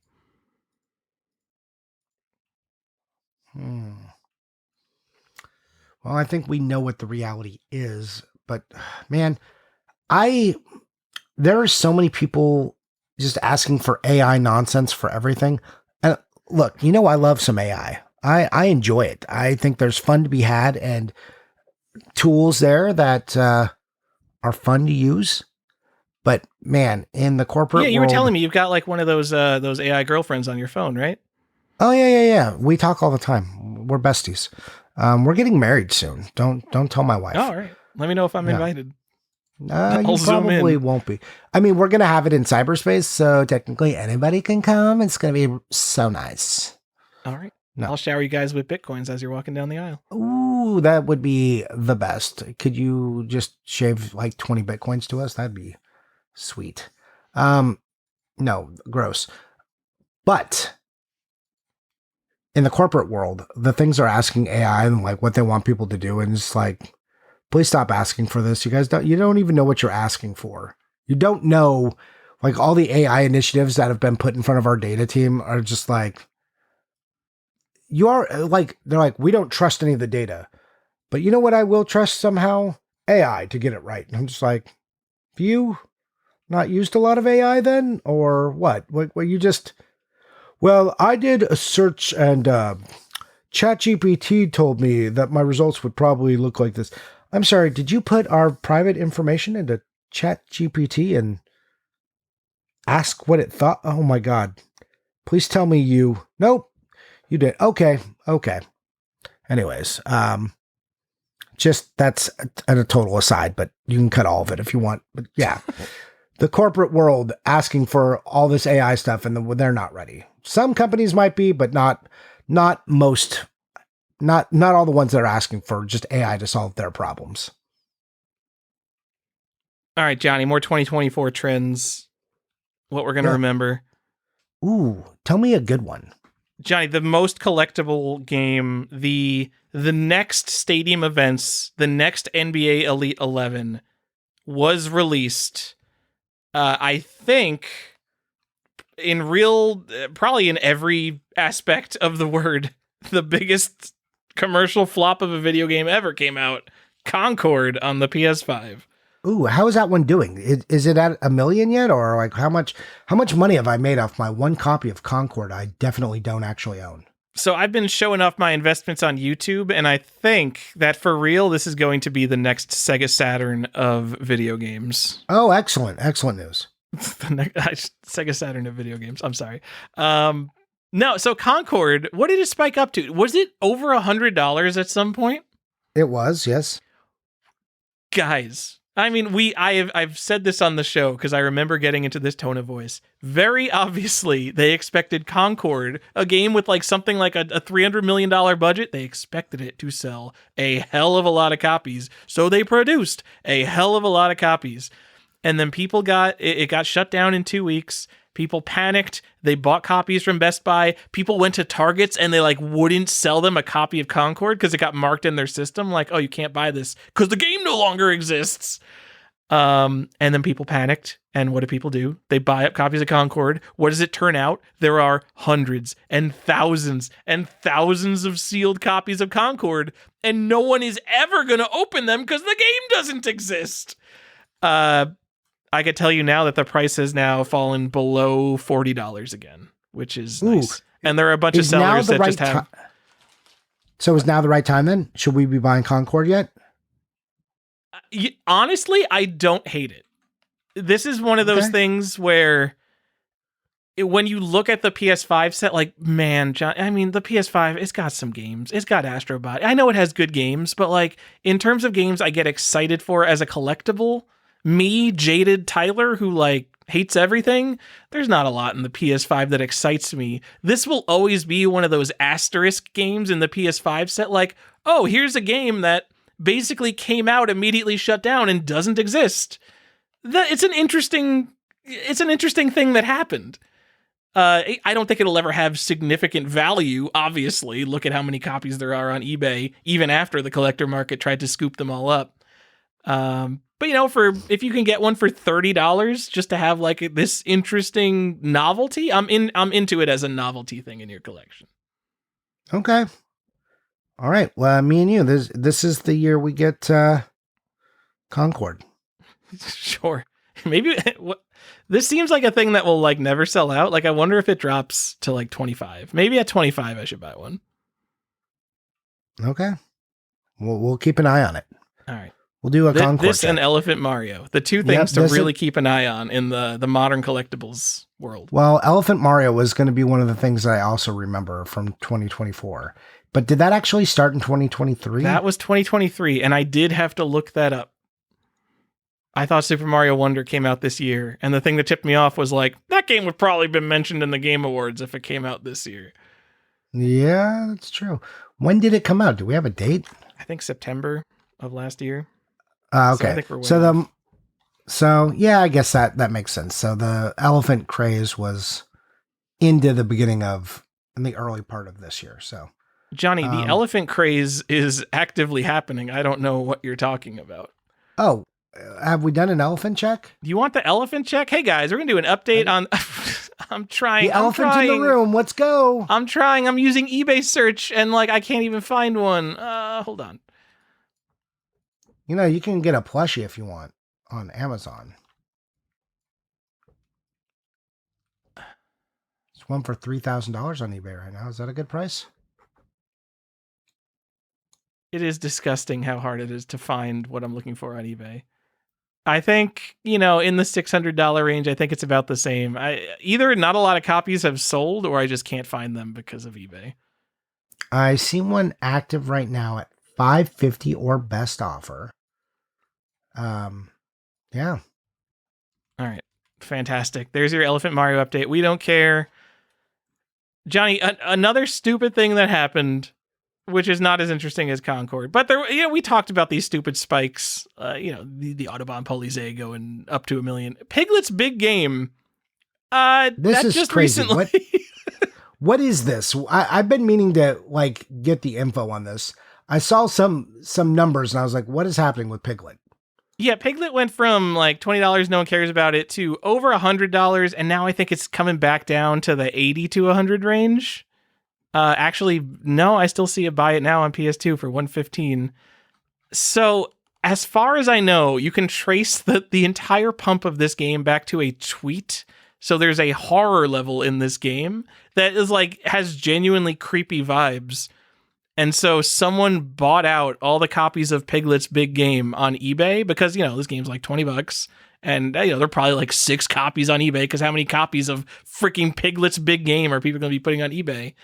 And they caused a panic on this game because this tweet blew up and then all the copies on eBay were gone. And now people are... There are eBay titles like Piglet's Big Game, Nintendo GameCube, unofficial Silent Hill sequel. Yeah, I was gonna bring this up. Silent Hill, Piglet, Silent Hill. Yeah. I'm sorry, no.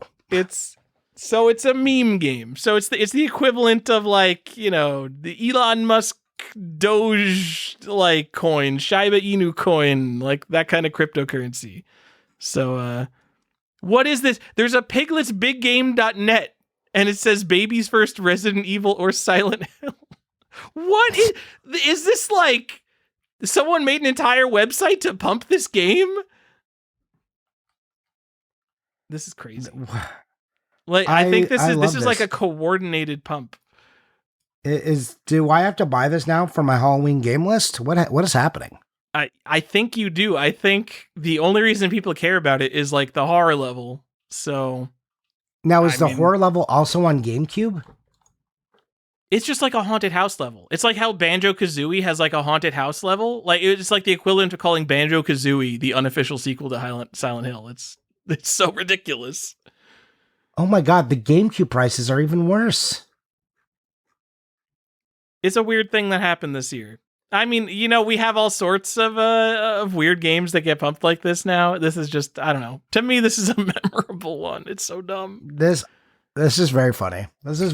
I'm glad I already have my Piglet's Big Game for my Halloween list. Thankfully, I have a GameCube collection. Woo! All right, Johnny, anything else happened this year? I'm still that's reveling. Notable? I'm just thinking all the set collectors who suddenly got hurt by this game. Why? I was just waiting on... It was $30. What happened? The thing is, part of the appeal of being a set collector is, while you're vacuuming up all the games, inevitably, you're going to... Because you're getting everything, you're going to get all these games before they get hyped. So, yeah, it sucks for you if you didn't have Piglet's Big Adventure and now you have to get it and it's $80 or $100 or something. But I bet the much more common situation is that 1,000 people are collecting GameCube sets and they just already have Piglet's Big Game. It's whoa, good thing I already have that. And that, we got a bunch of people feeling good for how smart they are for vacuuming up every GameCube game, including the Piglet game. Man, I am a genius. Me, Disney basketball. Whew. Yeah, right. You just, if you're a set collector, you did the dumbest thing. You just bought everything. There was no nuance to it. But because you did that, every time a game spikes like this, you're like, oh, I'm a genius. I already bought it.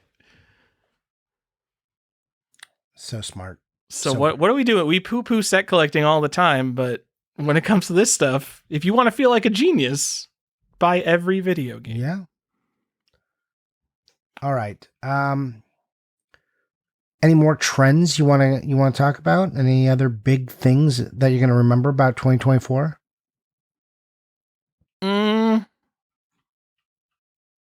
I don't know, Johnny. Are people... Last year, a big deal was people complaining about prices. I think they're down. So I've heard less price complaining this year. Do you think that's true? Yeah, honestly, I see more people joking about how prices aren't going up and that their investments we're not realizing the gains. Yeah. I mean, when I say complaining about prices, it used to be everything's too expensive. I've seen a lot less of that now. So You're just used to it's it now. interesting now. 2020 was 5 Now- years ago now almost. So you know what? We're just used to the prices. That's what happens. You know what? that's You know how I bet a lot of people adjusted, because like if all the PS2 games are $7, you're just like, oh, let me buy all the PS2 games. You know what you probably did if now a PS2 game costs $12? You're just slightly more picky with the games you buy. You still get the exact same games you wanted. You just buy like less stupid bullshit. That's probably what everybody collectively did. And like no one is like dissatisfied with the games they're buying. It's just like, oh, I can't get Piglet's Big Adventure. I was so looking forward to that. I guess I'll just have to stick with my copy of Super Mario Sunshine. Well, I mean, that's why we said we think set collecting has been dead, right? Is more people had to be like, you couldn't just buy everything anymore. So people just bought the good stuff. I see you guys out there with your Switch collections, over 2,000 physical games. You guys are out there. You're insane. You guys need help. No, don't listen to Tower. It's a very reasonable and honorable endeavor. Please continue and send me pics. Someone's got to do it. And if you show me your collection of 2,000 physical Switch games, I'm assuming you have every single limited run game. I want to just see the shelf. Just like the absolute pile of money just spent to check the check boxes. Doing it. Speaking of limited run games, you have a little note about that. That's also one thing I'm going to remember from this year. Limited run games coming to GameStop. Limited run games is over, dude. I don't think anybody genuinely cares. Maybe the people are in the Facebook group, because I'm not in the limited run games Facebook group anymore. Even then, the Facebook group on limited run games, it was like all people bitching about stupid shit that doesn't matter. I want you to go on the old DuckDuckGo, the old Bing, ask Jeeves right now for a list of limited run games, just every game that limited run games has released. You find me a good list of actually what games limited run games has released. It's not on their website. If you go to games, they have a checkbox for like, if you click like games, they have a checkbox for out of stock items, but you can't check it anymore. So it only shows you games that they currently have for sale. It's not like a collector's resource anymore. It's just a storefront, which is weird because they're completely focused on selling to weird squirrel brain collectors. And eBay, Wikipedia list of limited run games releases, like completely absolute disaster. Most of the there's different styles of release dates. Like some only have a year, some have a month and a year, some have a date, a month and a year. It is chaos, and none of the 2024 releases are there. Like they just gave up. They're like, this article sucks. I'm not updating this article. There's a community Google Doc that stopped getting updated in March 2024. So like there used to be people even up until like last year who were just like keeping up with the grind, buying all this stupid bullshit that limited run games comes out with. And this seems like the year that broke people, because you can't even find a list of limited run games. Like I bet someone has a list. Someone's like keeping track of this stuff still, but I can't find it on a search engine. How crazy is that? One, that's incredibly crazy. Because what I wanted to do, literally the whole point of this was I wanted to go through limited run games list of releases from 2024 and pick out any of them that I thought might be interesting to actually buy. And I couldn't find the list. How crazy is that? That's crazy. No one cares. That's like if you couldn't find like a list of the Magic the Gathering, the secret whatevers that they have. If you just like couldn't find a list, they're just like, we pump out these $35 products and then like no one cares about it, so we don't even keep track of it. I mean, that's basically what it's doing. So right now they're on number 579 on the PS4 list, 271 on the Switch list. Yeah. And 132 on the PS5 list, and number 40 on the Xbox list. Is that exciting? Tell me what Switch game number 202 is without specifically searching for limited run games 202. Oh, I would have no idea. Well, you probably see that would be. How would I ever know that? The community list that was updated until March was probably good. It probably had everything, and then just like there were probably a couple people maintaining it, and they got done with limited run games. Anyway, that is very, very interesting to me. It's a little bit sad that because this is for collectors, right? This was like, oh, you're game collectors. You're collecting, forever physical, all that nonsense. You're keeping we're going to keep track. We're collectors. We understand who we're talking to. And then just none of it is even there. It is pretty sad, but you will be proud of me, Tyler. And maybe this speaks to why it's fallen off. How many limited run games did I buy this year? And I have, even when I disparage them, I have to cough up how many I bought each year. And it's always a number that I'm unhappy with. Okay. I'm going to assume they had at least one Castlevania thing. So I'm just going to say 1. They did not have a Castlevania thing this year. Ooh. Is it 0? It is 1. It's 1. All right. Well, almost. What'd you get? Almost. And it was in April, and it has not shipped to me yet. No shock there. It was Shantae Advanced Risky Revolution, the GBA copy. Okay. All right. Well, and I hadn't bought anything because GBA. Yeah, that's GBA. all I bought. That. All right, I get it. And before that, I hadn't bought anything since September. So, yeah, a pretty good run for me, not buying anything. I'm proud of you. I have also bought nothing from them, but I'm not really keeping track. I'm not exactly opposed, but there's been stuff I'm I'm kind of interested in, and I just didn't. This is nah, never mind. I don't care. I'm not opposed to them. I mean, they're making physical releases of games. It's just I don't need to keep my tabs on everything. It's if I decide I want something 5 years from now, I'm not going to be oh no, that was a limited run release. Yeah, I'll go on eBay. It will be there. If I have to pay a premium because it is one of the very few games that commands a significant premium, it'll probably be a game that's worth the premium. And I'll just be all right, well, I fucked up. I didn't buy this one. But you know what? At least I didn't buy 6 other games that I didn't really need that have not gone up in value. Yeah. Anyways, that's our stuff from Limited Run. They've been kind of all over trying to get stuff done. We'll see I'm curious what the future holds for Limited Run games. I'm worried about them. You're worried about them? They're releasing... Did you go on their website? Remember when they used to have one game and it was here's the game? They have whole cavalcade. They have to be doing great. Do they? Because I feel what they're releasing is a lot less interesting than it used to be. I think it's interesting to normal people. I don't know. They got cool indie game. I don't know. Shin-Chan Shiro in the Coal Town. Someone cares about that because they got a big limited edition of it. So someone has to care about it. They got all these Virtua Fighter games. Virtua Fighter 2, Virtua Fighter 5, cool. 8-Bit Adventures 2. I don't know what that is. Some indie game no one cares about, but Cosmic Fantasy Collection 2. I'm sorry. I forget who. Cosmic Fantasy is someone's favorite game in the Discord. Should we give them we got to give them a shout out because I forgot who it was. But now with the magic of editing, I will remember who it is. I can't find it. Wow. Good call out.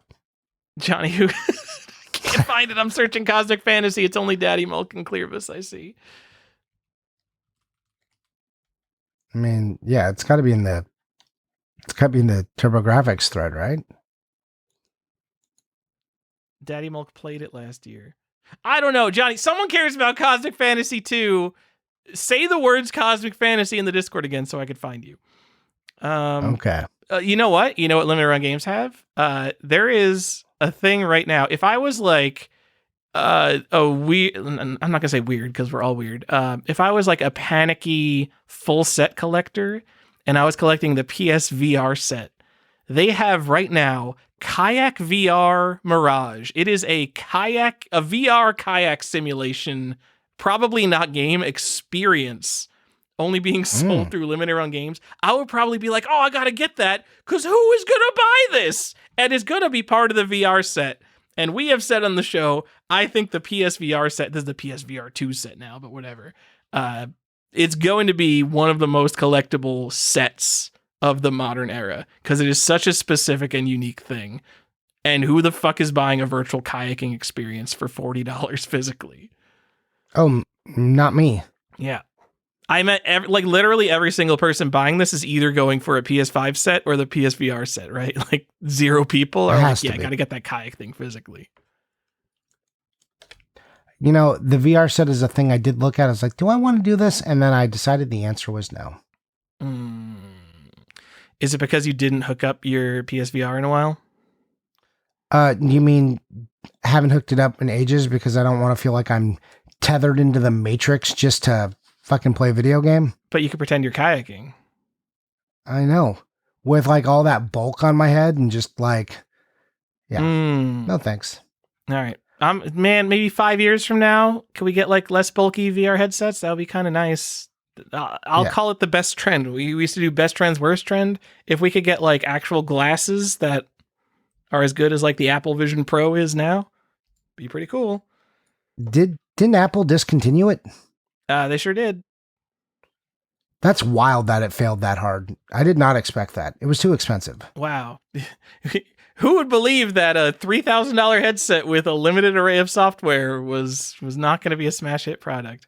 But whatever. The point of it was not to sell it. The point of it is that the next one will come out and it'll be $1,800 and they'll be like, wow, that's like $1,000 less than the old one. And then once they can get it down to $1,000, it'll be like, well, it's not $3,000. This is actually a deal. Had that thing been like $500, I probably would have bought one. I mean, but they can't come out the gate with that because they got to make you think like, oh, it is finally affordable for me. I mean, is that true? Because what they did with the like iPhone is the prices were lower, and then they're like, look, it got a lot better, so now it's got to be more expensive. And phones just got more expensive, and we all just said, okay, not you, but the rest of us. Hey, I'm on a flagship phone. Is a Google Pixel a flagship phone?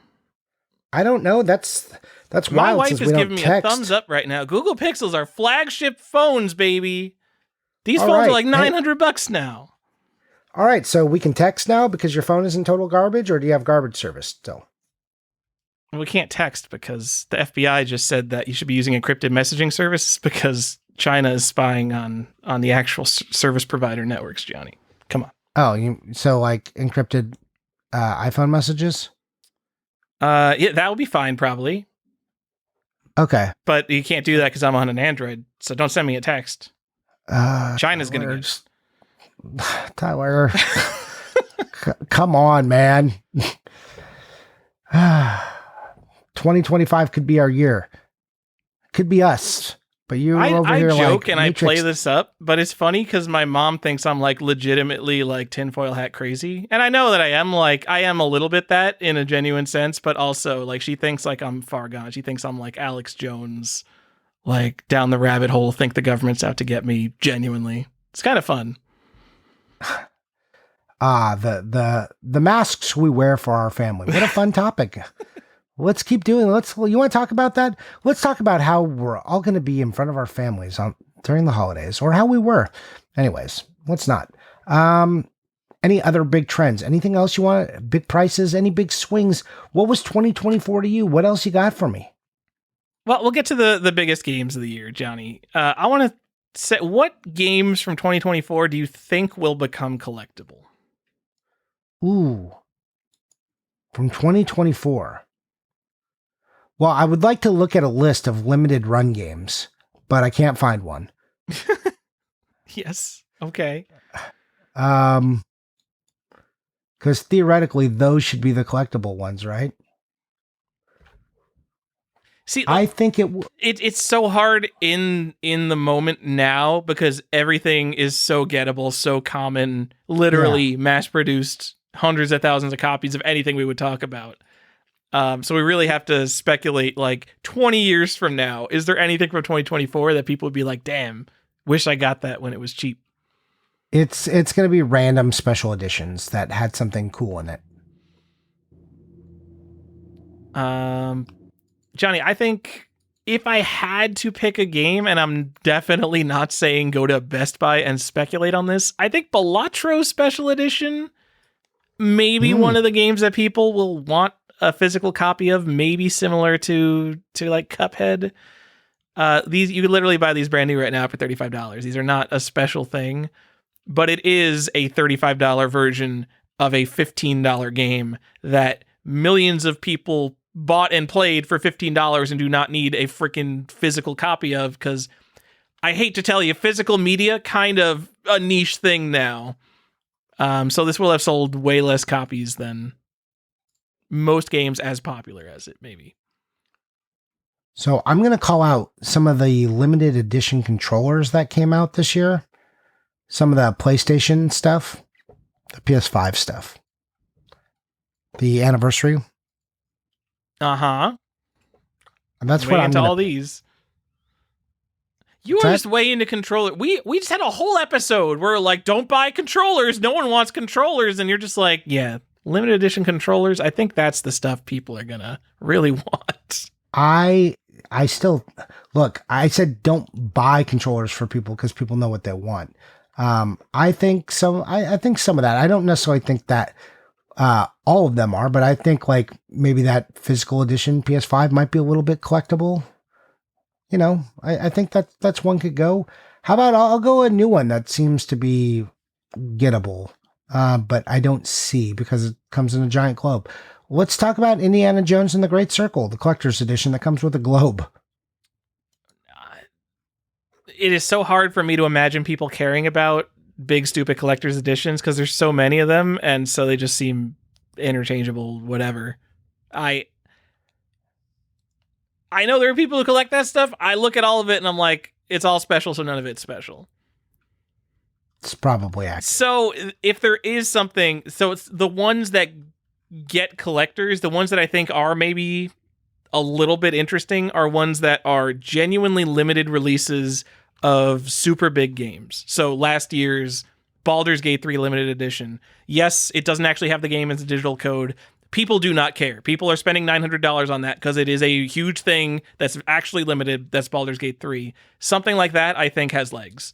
Something that is at Best Buy, I don't think any of this stuff has legs. As much as I'm saying, like, oh, Balatro Special Edition, the $35 version of Balatro, I think I could see a future where people are spending $60 for that, far in the future, but I see that happening. We're living in a world where Super Mario 3D All-Stars is still a $80 loose cartridge. I see a path forward for Balatro Special Edition. Also, very fun, doesn't have a big stupid box with a big stupid statue, it just comes with a pack of cards. So the reason I said Indiana Jones is that special edition I don't think is actually available in Best Buy. I think that's only at like the Bethesda store. Johnny, it comes with a full-size fucking globe. What are you going to do with this thing? I'm going to do the Indiana Jones scene. I'm going to like trace a red line. I could buy it on Amazon right now. Oh wait, there's a collector's edition and a premium edition. No, the premium edition is bullshit. The collector's edition is the one with the globe. You can get it on Amazon for $190. Oh. I realize that I'm talking about, again, Balatro, a game you can just get on Amazon. All right, well, let's put a bookmark in it. We'll come back in 20 years and we'll see what collectors want more. Yeah. Also, it's got the advantage of being on the most collectible system right now, the Xbox. Yeah. People love the Xbox. They're like, wow, that Microsoft brand that like the future is very uncertain of. I'm all about that. We're unsure if they'll even make another console. Yeah, that one. That's the one. All right, sidebar. If Xbox is done as a physical console, the brand will continue no matter what. But if they stop making physical consoles, does that make the Xbox library of games more or less collectible? I'm going to say more. Wow. Okay. Why? Because it gives content creators something to go dig into and make content about, and it's accessible. You know what? If that happened, I think that would really make the entire Xbox family of consoles the next Sega Saturn of game collecting. Oh, good. I think I agree with you. How many times are we going to work that joke in? This is a long-standing joke. I love the callbacks. No, I think that if Xbox dies and Sony gets one generation, so Sony already has one generation up on the Xbox. So we got the PS1 where like Microsoft didn't have a console yet.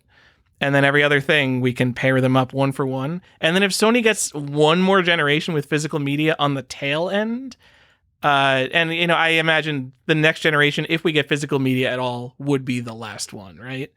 Then we kind of have this bookend where Sony is completely engulfing Xbox. And it just seems like if you're looking at the history of 3D console games, it's all on PlayStation, and you kind of get the front and the back cut off on Xbox. And to me, that makes PlayStation just like a much more holistic package. And I think PlayStation would be the de facto thing to collect at that point, which it kind of already is compared to Xbox. I'm just going to say, like I said, I think it's cheaper to get into Xbox, and content creators are going to go after that. All right. There's also the Nintendo Switch, which will be around. The Switch. I mean, that's its own thing compared to Xbox and PlayStation, right? Nintendo's always. Yeah, I know. But I mean, as far as upholding physical media, Nintendo Switch will probably be the last. Like, do we think Nintendo will be the last console maker producing physical media? Because I think so. Like on scale. I don't know. So like you always see those like those statistics of how many like EA games are selling physically versus digitally, and you're like, holy shit, people buy a lot of digital games. Does Nintendo release those numbers? Because I could just imagine a world where like Nintendo's numbers are completely different from like PlayStation's numbers. Yeah, I mean, it's just not as easy though. Like, your download speeds aren't as good. Your hard drive isn't as good. Like, the ability to switch it out, make it bigger, attach external drives to the Switch, that's just not a thing. Yeah, Nintendo consoles have always been a pain in the ass to like just like go in and re-download games and stuff like that.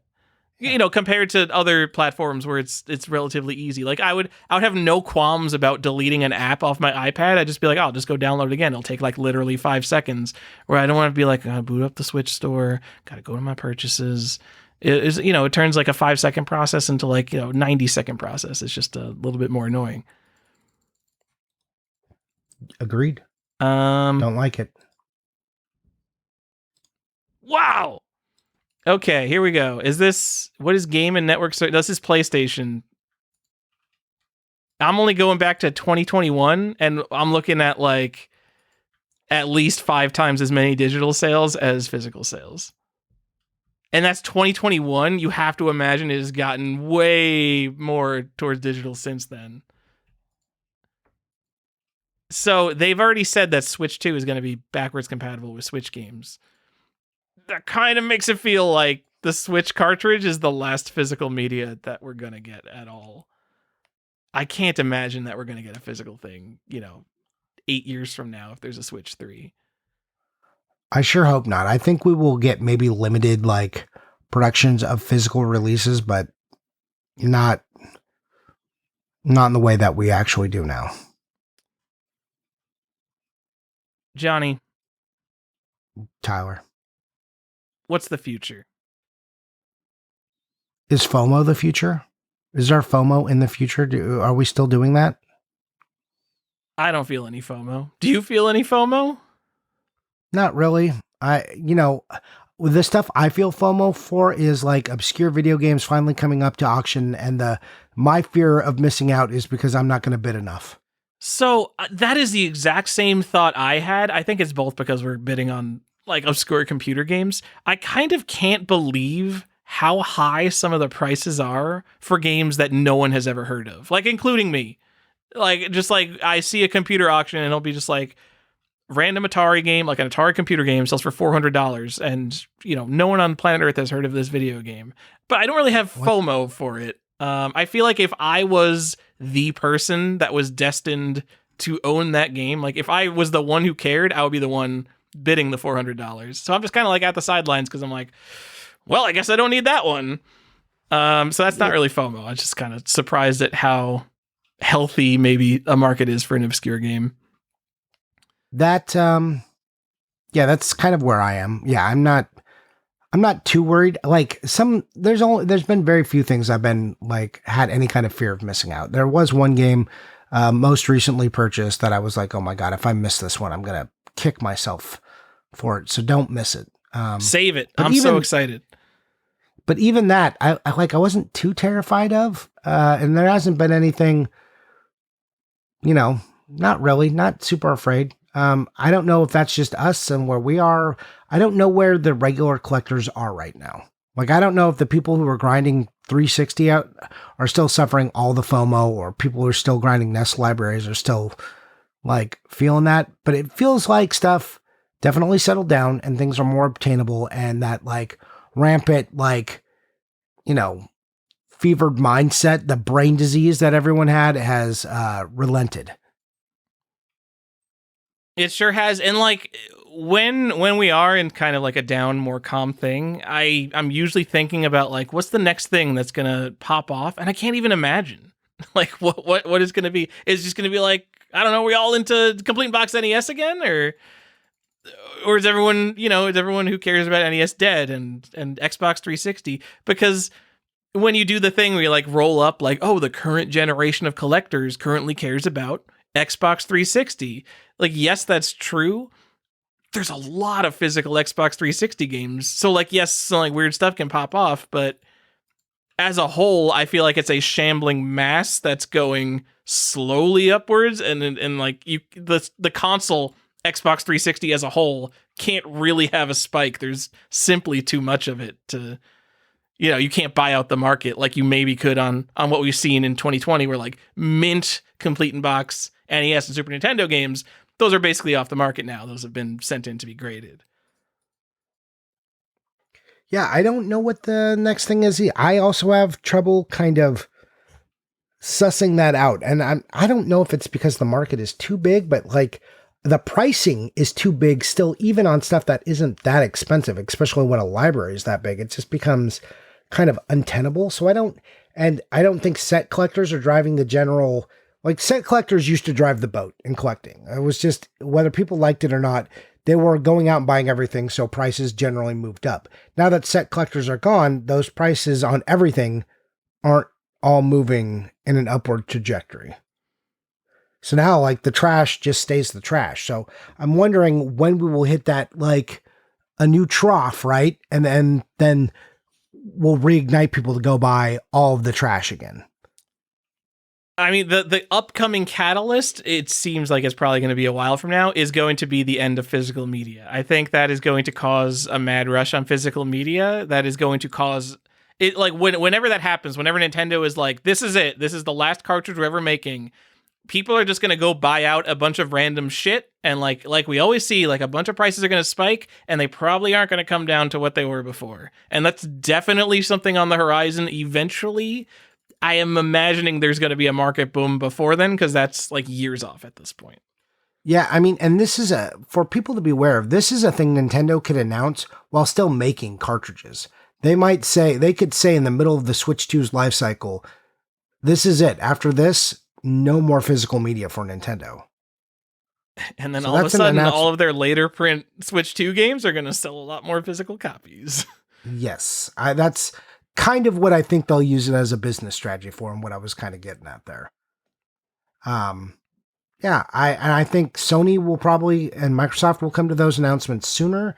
Like we could see a Microsoft being like, we're out of the business of making games, and except for being like a brand. It'll be interesting when that starts to happen, but I agree that could cause the next big rush. I think there'll be little rushes on stuff, individual games, someone will start identifying keys again, and we'll probably see some action. But the next big one that's really going to shift the market, yeah, I think when the first big maker, one of the three, says that's it for physical media, is when we'll see the first rush. And I when think we Nintendo might see the does death of Microsoft making games at all. But I don't think if Microsoft says that's it, no more Xbox, I don't think that's as big as Sony saying no, that's it, no more discs. No. I think these are, look, I think each one causes a move in the market, and to different degree. Obviously, Microsoft having the smallest amount, Sony having a much bigger amount, and then when Nintendo does it, that's when we all know, because they're going to be last. That's when we all know it's like really over, and people are going to go nuts. Yeah, I mean that's going to feel like video games are over, because every video game that people care about, I'm sorry, games from the like 70s and early 80s, every game people care about has a physical copy. Yep. So when Nintendo says no more, and 3 years later, there's a Except the Zelda witness. game and you can't own it anymore, except for like probably some statue that comes with the download code. Panic, mass hysteria.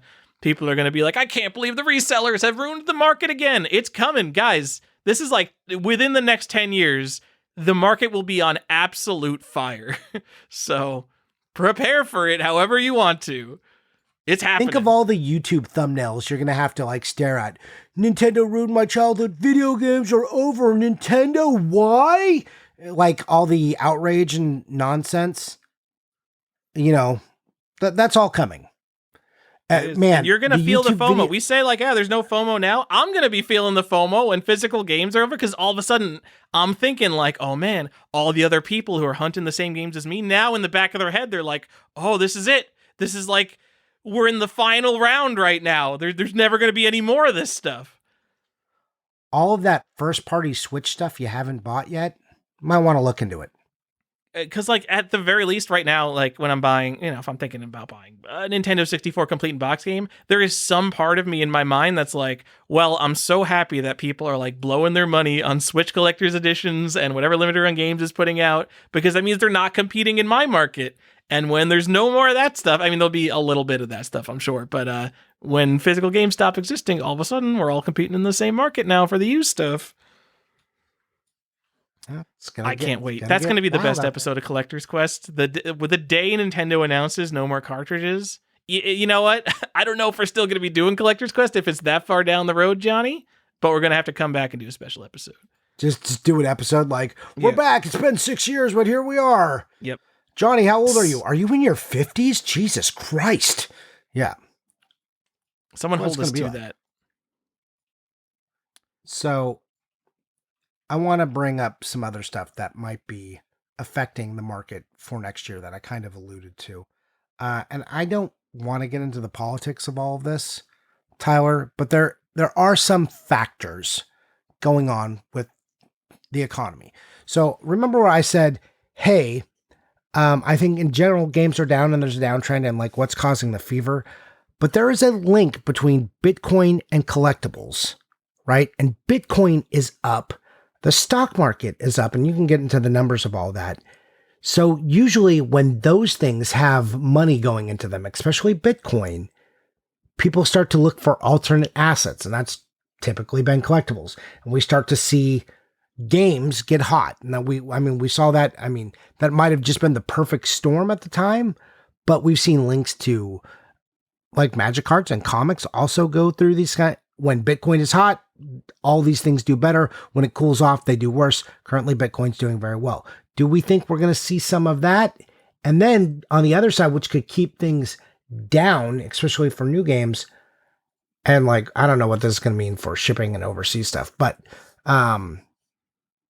tariffs, Tyler. What I don't want to go into whether tariffs are smart, good, bad, or anything. But if there are new tariffs on games, what is that going to do to the market? Well, these are all the things that are kind of going on that a very uncertain 2025 have in front of them.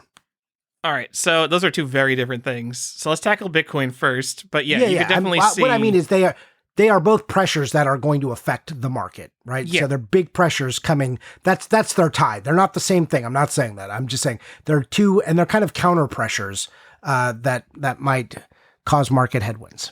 I did not come prepared with a graph of crypto prices versus collectibles prices, and I wouldn't look at games. Games is too small of a market, and especially I don't know that the complete in box market follows the Bitcoin price to any significant degree. I bet there are people who get crypto rich and then bought graded video games. I bet like the kind of person who would buy a $1.5 million copy of Super Mario fucking 64 might be a person who just, fuck it, I made $80 million in Bitcoin. I'm just going to buy the best copy of Super Mario 64. That is a plausible thing for me to believe. But I do know people into crypto are nerdy and do not give a fuck about money. Like, if you put a significant amount of money into crypto and you made, hundreds of thousands of dollars on Bitcoin just hitting $100,000, like, that was a very risky and crazy thing to do. And if you are into risky, crazy things, you might be buying graded video games, Pokemon cards, things like that. I think there's an obvious overlap in the mindset of that person. Not, I mean, I think, YOLOing your money. I think gambling is fun. If you want to, I think maybe instead of your sports gambling, just throw your money into some Bitcoin or something. But I think the mindset overlaps and it makes a lot of sense. Johnny, tariffs, I have no idea, because we already got $70 video games. You hear the news articles, whatever, but you see news articles like, oh, the PlayStation's going to be $1,000 now because of tariffs. My thought is, because of the obvious public backlash from, like, generally people don't know anything and people are dumb. But if people see, oh, PlayStation now $1,000 and I have a very clear person to blame, that would just be a policy that policy is not going to get enacted. Because we need the bread and circus. And you know what? The PlayStation is the circus part of bread and circus. If they double the price of PlayStation with a very obvious policy, like that would get a big portion of those sweet millennial and Gen Z male demographic out to go vote you out of office. So I don't think it's going to happen. Incremental price increases a little bit on everything else because of that. I don't know, maybe, but I don't see a world where $1,000 PlayStation that you can blame on one person, the president of the United States. I just don't see it happening. Well, there's not going to be a voting out thing because second term, so I don't know if there's going to be any care for that. So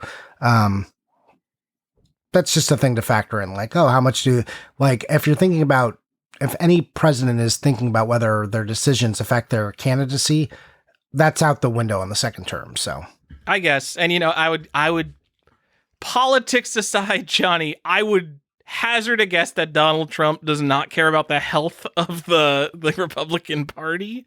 So, maybe he'll just do unpopular stuff like that because he wants to. Yeah. I don't think his base is exactly Republicans. I mean, politics have gotten very strange and the party alignments have gotten very weird over the last 10 years, but, good luck and more power to everyone who pays attention to this stuff and is into it. How is it going to affect the games? I don't know. If tariffs happen, if this is a thing, do games suddenly get more expensive? Does this actually is this a catalyst for games becoming digital only? Does this quicken the death of the physical media market? I don't know. I know there has been some boom for physical media in other sorts, which is kind of interesting that there's been a resurgence there for like movies and whatnot that have been occurring. I'm unsure what's going to yeah, over the last couple of years have been a kind of the same way records and stuff went up. DVDs and CDs and Blu-ray, 4K, 8K, all that stuff has kind of been moving up in like collectability and wanting to own, because there's been a growing distrust of internet service providers and of streaming services and your ability to own things. Shocking. That makes a lot of sense. You're right. So, and I think it's the average person could probably throw on Netflix and they use it as like a second screen that just plays some true crime documentary in the background. But like for the average person who's like, I need to watch all the good movies, you could slice and dice your way through a billion streaming services and get everything else from like, you could buy most things on Amazon. You could rent them for a few bucks. But I could definitely see the person who's just, they're ruining, I can't buy my physical movies anymore. I know lots of people who have gone back to piracy who are plenty well equipped to spend money on movies just because they're just like, this is all too big of a pain in the ass now. At least I know if I just go here, I can get all the movies I want to watch and play them through Plex or Jellyfin. They have an outlet for all of their movies to be in a spot, which is wild that like all these streaming services cut up the object so hard that people are just been like, you've made it too hard now. I don't want to do this. I have plenty of money in which to pay you, but you've made this an awful experience. So I will just go steal it instead. Or all the licensing issues where things get changed or the copies that they wanted are now gone. And it's like only some new edited version is the only thing you can watch. I don't want to sit here and promote Jeff Bezos, but Amazon, their movie selection is so fucking good. I specifically, there was a movie I couldn't even find a DVD of, I think. Just an obscure Japanese movie. I don't know how obscure it is. Suicide Club.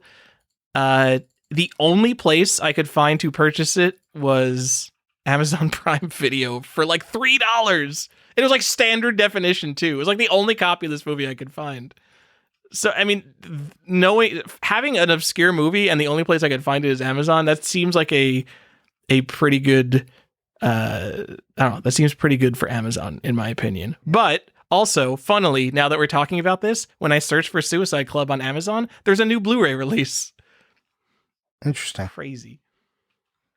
Anyways, and some of this is just biased because I've been looking at this stuff, but I don't want to do this. I just want all my stuff to live digitally, and I don't want to fight to just watch movies. I don't need it in 8K, but man, can I at least have access to the stuff I want to have access to? That'd be great. Thanks. All right. Anyways. This segment brought to you by thepiratebay.org. I don't know if that's where people still download movies, but I don't know. It's been so long since I've even done that. Yeah. Over 10 years at least. Long time. So the S&P 500, that's kind of going up, huh? Oh yeah, that thing that it's a joke to invest in because my Bitcoin has doubled, but your S&P has only gone up 30%. 30% in 1 year. And there are people pointing to it saying like, wow, the S&P sucks. I think like there is a mindset, like basically people who haven't lived through 2008 when the stock prices actually did go down. What a shocker there. Are expecting, Bitcoin level prices, Pokemon card level prices. These things were like, getting 20% a year is totally reasonable. No, that is not reasonable. We are in crazy town times. What the fuck is going on?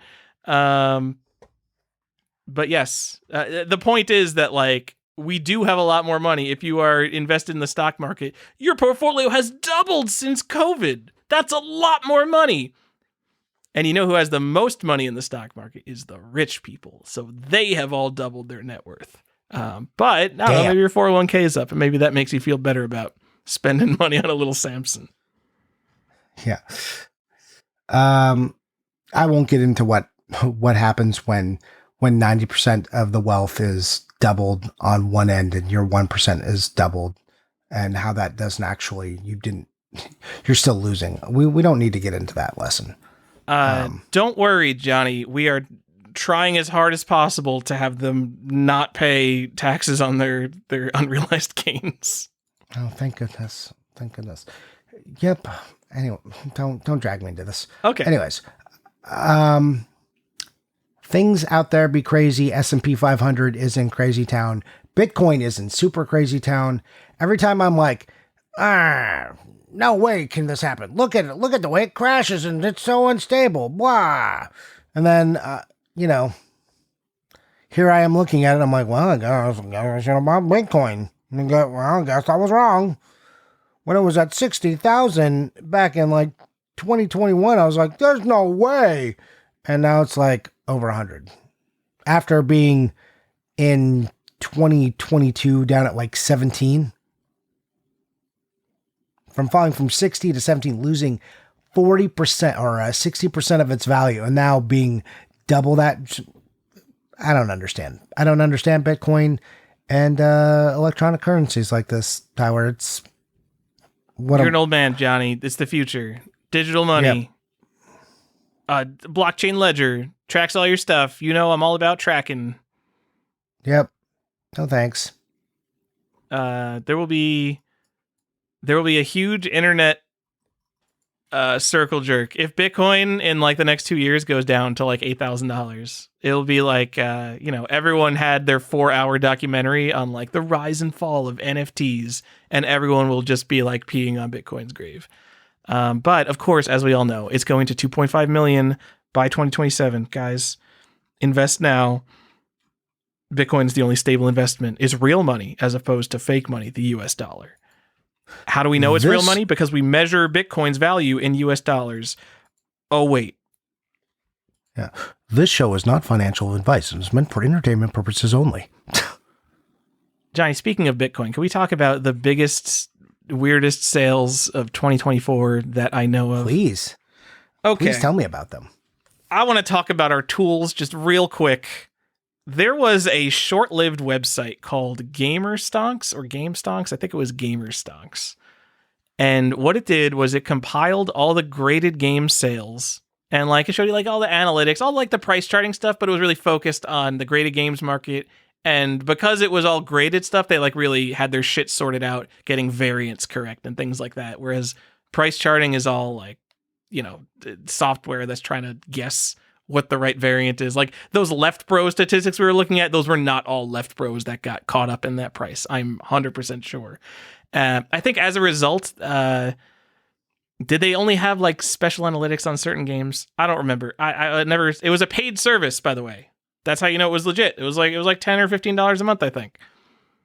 And I looked at that and I was like, come on, who's going to pay $10 a month just to get like some basic pricing data? You could go to Heritage Auctions, you can go to Golden Auctions, you can go to eBay, you can just look up these prices yourselves. Like, why do we need this all sorted out in one place? And Johnny, I wanted to do the simplest thing. What I wanted to do is find the biggest sales of the year. So I go to Heritage Auctions. This is great. This is a wonderful website. I love Heritage Auctions website. I go to Golden. There's no way to just like sort by like what are all the video games that sold this year. I had to click into each individual auction and sort by highest price. And they don't have video game auctions. They have card auctions and pop culture auctions. And I think the video games are mostly sold in the pop culture auctions. So I clicked a few Golden auctions. I got a few prices and I'm like, fuck this website. Man, I wish I had a gamerstonks.com to sort all this shit out for me. And then eBay didn't even try because the price history only goes back 3 months. So I kind of was like, what's the point of GamerStonks? And yeah, now that I was just looking for the simplest thing, like, yeah, I understand the point of GamerStonks. The point is, if you were bidding on a 9.2 graded Hang Tab Metroid, you would know, you could just go to that one place. It would have all the data from all these stupid, obscure auction sites that sell graded games, and you would just look up the price of it. It is crazy to me that they're out of business. I think they went out of business because one of the companies complained that they were scraping their data, and the company was like, no, that's our data. You are stealing our proprietary data, which is just... I don't know. If your data's public and it's out there, if he was training an AI model on it, it would be totally legit because everything is just fair game for AI model training. But the fact that he wanted to report on public sales prices from a website, we're going to shut you the fuck down for that. I think we know it's just one of the guys in one of, that's like on the Discords, but like we know which company shut down GamerStonks, so we could just say fuck them. I hope it's Golden. Fuck Golden. So, yeah, and this happened in May of this year, if I'm correct. All right. We miss you, GamerStonks, a website that I have barely visited and definitely would not have paid for, but I know you were loved and you were missed. Now we're sad. Just another tool is dead. Johnny, the biggest sale of the year, I think, I'm sure we got some people listening who follow things maybe closer than I do these days. There was a first print Zelda that sold for $375,000. And I think it was actually a decent deal compared to the other first print Zelda that sold for $288,000. And my logic was the more expensive one, I think, was like a 9.2, and the less expensive one was an 8.0. Obviously, if you're spending $300,000 on a copy of Zelda, your goal is to sell that for $1 million to like a rapper or something. And if you're the rapper buying it, that 9.2 is one of the best copies on planet Earth. The 8.0 is one of the only copies on Earth. So which one's going to hit $1 million? The one that just happens to exist, or the one that's almost the best? I think it's the one that's almost the best would be the better investment there. I think I've said on the show, like, what should you invest in video games? If I was investing in video games, I don't know. I think maybe a sealed first print of Zelda is like maybe one of the top things possible to own. So if I'm pretending that these prices are like numbers that are reasonable in any objective sense of reality, like, yeah, all right. If the first print Zelda is the most expensive thing, sure. Johnny, we had 2 NWC sales, and I think Again, I was like, oh, one of these was a way better deal than the other. There was a private sale of an NWC Gold that was like reported through the grapevine for $350,000. And then immediately after that, there was the one with no label that sold for $207,000. It's to me, it comes down to like, if you could have an Action Comics 1 and they ripped off the cover and you got it for half price, would you take it for half price? And to me, it would be like, absolutely fucking not. No. Even if there was, like, if your options to own it were that limited? It comes down to the first Prince Zelda thing. Like, I think, I don't know who bought the $350,000 one. So Ryan Main, a game store owner, who's like obviously super into like the high-end cool video game stuff, got the $207,000 one. If his goal is to sell that to a rapper for $1 million in the future, I think the rapper who has unlimited money is going to wait until he can get one with the label on it. I think that having one with the label obviously is a better investment. I guess if you are that rich, though, you can buy multiples. Buy this one now to tide you over, and then move on. Do you need from to do that? I I don't know how people who have like basically unlimited money spend their money on stuff like this. I always go back to thinking about Bill Gates buying the Da Vinci Codex, like Leonardo da Vinci's private journal. It's like when you have that much money, you could literally just buy anything one of a kind. So why would you ever like something that has one of 26 copies is like almost mass produced to you in that sense. Yeah, kind of. I don't know. I don't think it's I don't know if $207,000 is a bad price. I compare that to like what the grays are going for. I think we had a gray go for like almost $90,000 in the past year or two. In which case, like, I don't know, the gold, even like the worst gold, that doesn't seem like crazy. It's really only like 3 times the price of a gray. Yeah, it seems like fine. You gotta get like a projector set up and just have the logo projected onto the front of the cartridge just so you could be like, oh, I feel a little bit better now. All right. I think it's mostly interesting that we got those sales. I don't feel really one way or the other. Okay. Mint sealed Clay Fighter Sculptor's Cut for $175,000. Woo! Doing it, baby. Woo! What the fuck? Bro, there was like a Zelda that went for 50% more, and I think that is literally like maybe the best game you could possibly own. It's like close. It's like top 3. And we got a Clay Fighter Sculptor's Cut, a game nobody's gonna care about in 20 years. Holy shit, what is going on? But it's sealed, bro. It's sealed. Just never forget that the rarest DC comic is New Adventure Comics 26, and it sells, you know, I haven't looked at recent prices, but we're talking about like $6,000 to $10,000, and that comic is 80 years old, and it's the rarest one from the biggest company, or like the biggest company that has a legacy going back to the 30s. Nowhere in the realm of these fucking random stadium events ass games that don't matter. Also, a sealed stadium event sold privately for $160,000. That's the next one on our list. You could have got a sealed stadium events for less than Sculptor's Cut. But this is the only sealed one. It's the only one. You know what? You know what you can't get? If you had $175,000, you can't get the House of Seven Gables on like Atari 400 or Apple II, whatever that random horror adventure game we talked about. You can't get Night of the Living Volkswagens.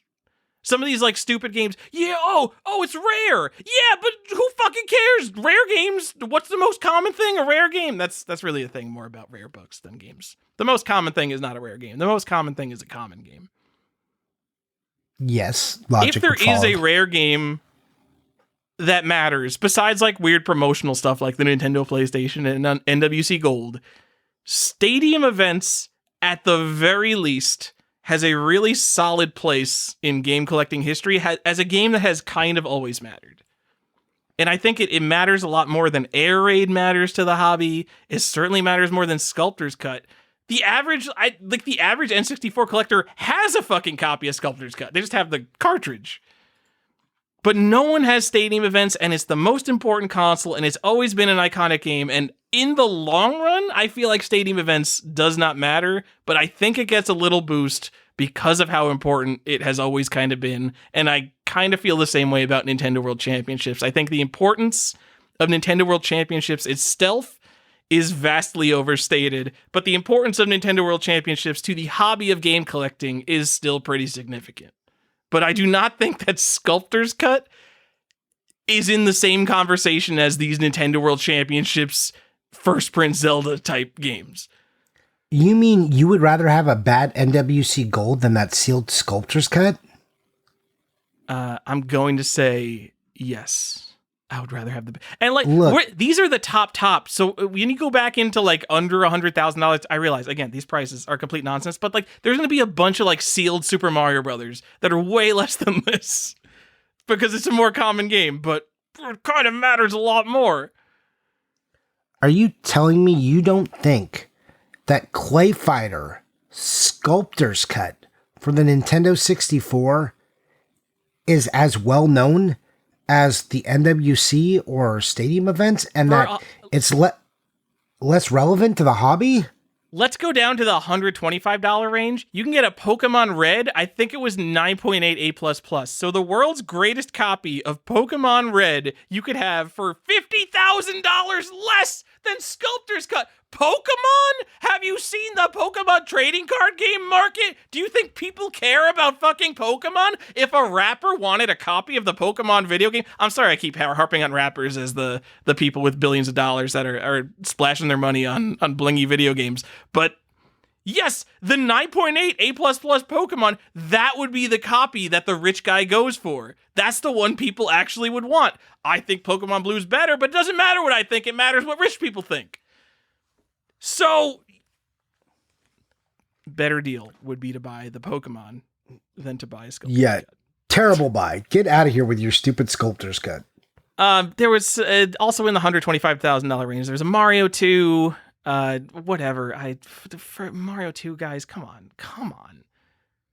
Metroid Hang Tab, I think it was like a 9.6 A+. Like, all right, Metroid Hang Tab's cool. I'm in. And a Super Mario World. All right. We get to the $100,000 range. There was a Castlevania Hang Tab, a Super Smash Brothers. Ooh. And a Mega Man First Print. I will say that again, a Super Smash Brothers. I think that was like in the $90,000 range. A Super Smash Brothers, guys. Hello? The most important fighting game ever made? Right? Right, guys? Guys, a Super Smash Brothers? I mean, it's popular. You know, like, Pokemon's a lot more popular. It doesn't... But Pikachu is in Smash Brothers, so... I know Super Smash Brothers is an iconic game, and obviously it has all these characters in it. But, like, when you think of kind of the history of Pokemon, you go back to those Gen 1 games, and you're thinking of the startup sound, the da-da-da-da-da-da, you're thinking of those sprites, you're thinking of exactly how that game is. When you're just like playing Super Smash Bros. Brawl on the Nintendo Switch, or what, Super Smash Bros. Ultimate on Nintendo Switch, like, are you really going back and thinking like, oh, this really brings me back to the days of Super Smash Bros. On N64? Yeah. All right. Yeah. No.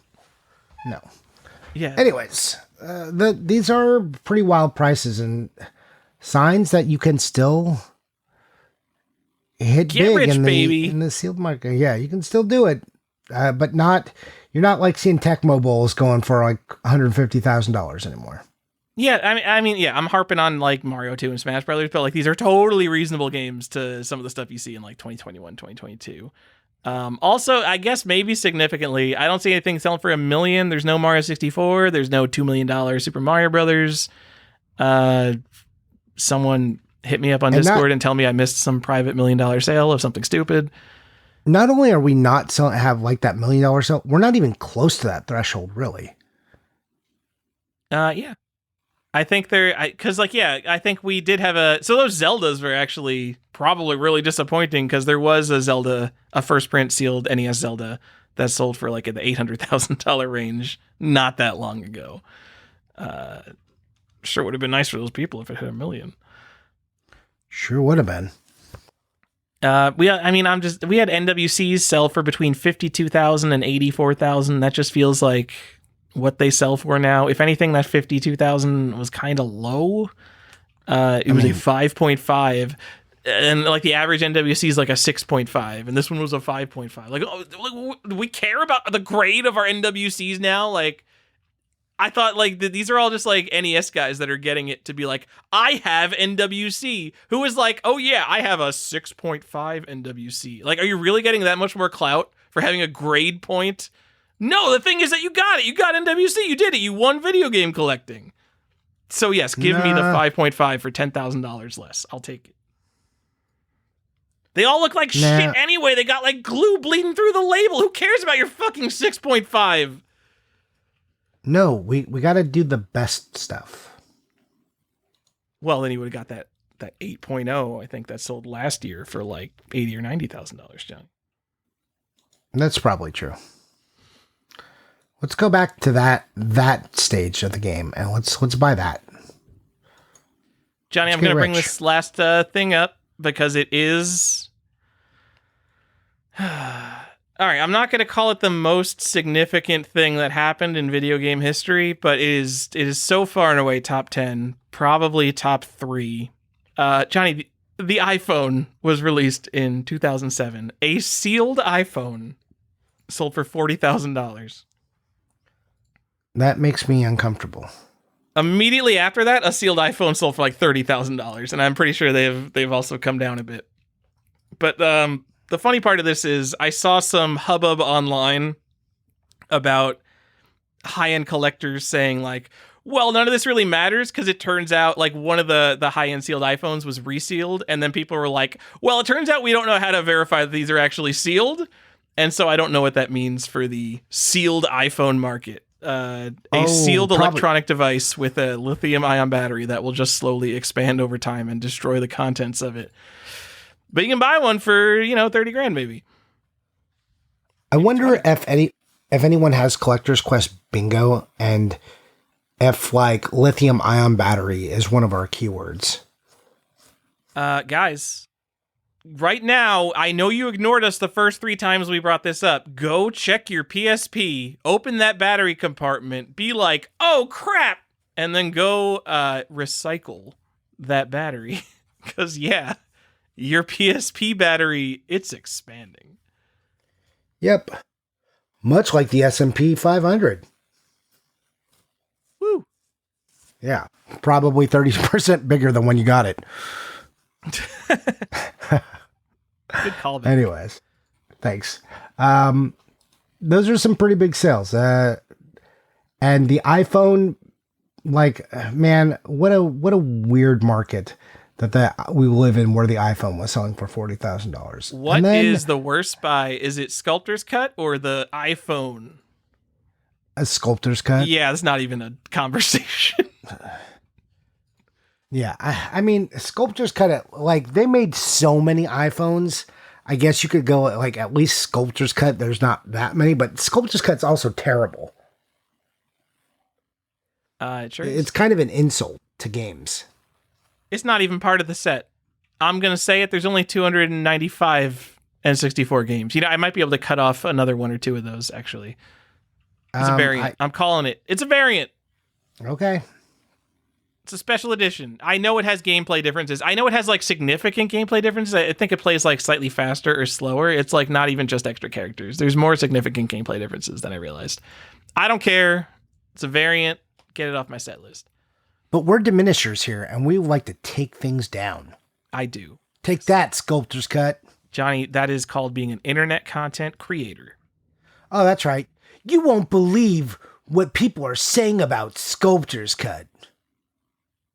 Hot checking on the road trip we're going on. Hey, thank you, family of the person driving the car right now who has the aux cable. I don't think people use aux cables anymore. Who is playing this on Android Auto. Thank you for sticking through this with us. We're talking about an $175,000 copy of Clay Fighter 63.5 Sculptor's Cut, a terrible N64 fighting game that you probably haven't heard of. And I just want you to know that not only does the person driving the car know what this is, he secretly wants it. These are the kind of games that he's buying without your knowledge. He's emptying your bank accounts to buy bad N64 fighting games. So you know what? Maybe double check those balances, double check those credit card statements.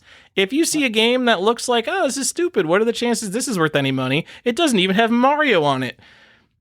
You have no idea. This guy's hiding stuff for you in the drawers. From you in the Tyler, drawers. what are you doing? What? I'm those exposing are our people. the person. Those are our people. What are you doing? We're going to get canceled. Oh, no. Oh, you just trying to alienate our core audience? This is the only chance I have to speak to the families, to try to get them to understand their financial situation. Because every other time they're probably listening alone, but now, very specifically, I know we're in the car right now, heading to Mom's house. Tyler, shut up. What's going on, guys? Are you guys on I-90 North? Yeah, you guys are I-90 northbound. You're about what? You're about halfway there? All right. We're probably not going to make you the whole trip, but you know what? You probably didn't put the podcast on right at the start of the trip. You probably were like, let's get a few miles in before we really just completely podcast this car trip up. So yeah, maybe you're almost there. Okay. All right. We'll check in on the video car ride games later. are a solid investment, and you should buy more of them. That's our advice from the Collector's Quest to all the wives, girlfriends, and associated family listening to this podcast. Johnny, you want to talk about what we did this year? I do. Let's talk about us finally. Finally, a chance to talk about ourselves. Just been waiting to talk about myself. Oh, my. Yeah, let's do it. It's the end of the year podcast. I got thrown a few voices for the people. You love your numbers, Johnny. I know your numbers are 100% exact. So how many games did you buy this year? 101. That's so exact. So 2 games a week. That's not that bad. Not comparatively. Not from game a day. Yeah. Over a game a day. Yeah, my number's way down. Now, the question, Tyler, is the money way down? Is it for you? It's still pretty much down. And that's a lesson in when you are still buying a massive bullshit, even when it's cheap. I spent more money on average on games probably this year, but still down. It's the same for me. So I bought, I don't know, in the realm of 70 games. And yes, I was very much like Johnny, like game a day, basically, if we're going back to like maybe 2021, 2020. So that's like a game a week, and that's including like stupid little like $15 Famicom games that are just like little things I need for like no reason. Mahjong on Famicom. I probably upgraded my box of Mahjong because once I realized that Mahjong on Famicom is the first Mahjong game ever, I'm like, oh, I want a really nice copy of that all of a sudden. So like even my stupid bullshit like that counts in that 70. You know what it's for? It's to settle the brainworms from taking over. They act up, and a dumb $15 Famicom game settles them right back down. It's true. But yeah, even though I am also buying higher end stuff, overall, I think I am spending less money than when I was vacuuming up, big box PC games because I'm like, oh, I have so many gaps in my collection, and I'm just buying stuff all the time. Yeah, I'm definitely spending less money. No one's going to take me seriously unless I got all the LucasArts games. Dude, no one's going to take me seriously. So I have Might and Magic 1, Johnny, and it's like no one's going to take me seriously unless I have all 10 Might and Magic games and all the heroes of Might and Magic games. Every serious big box PC collector has these games. Have I played them? I've played like 3 Might and Magic games and none of the heroes games. But you know what? All the game collectors have them. Come on. Yeah, and that's fine with me. I don't care if we played them or not. But yeah, anyways, numbers are down. I got some more. I'll tell you where I bought from. I know everyone likes to hear where I buy my games from. Right. And I said my number's exactly 101. I'm going to say plus or minus 10 on this, actually, because there's probably some like side deal I forgot. someone met me one day and was like, "Oh, I got this game for you." Like, you know what's missing from this number is actually convention stuff. But when we went to Milwaukee, I didn't buy a lot of games, if you remember. Yeah, you bought like 1,000 manuals. Yeah, I bought manuals, but I didn't buy games. So I got 12 from Amazon. So those are definitely new games. Best Buy, 8. That's also new games. So, and then the collectory games came from Japan, where I got 25 of them. That's Zen Market, some combination of Mercari, Yahoo Auctions, Yahoo Japan, Amazon Japan. And then eBay, 56. Do you want to hit some highlights? What have you been collecting overall overall this year?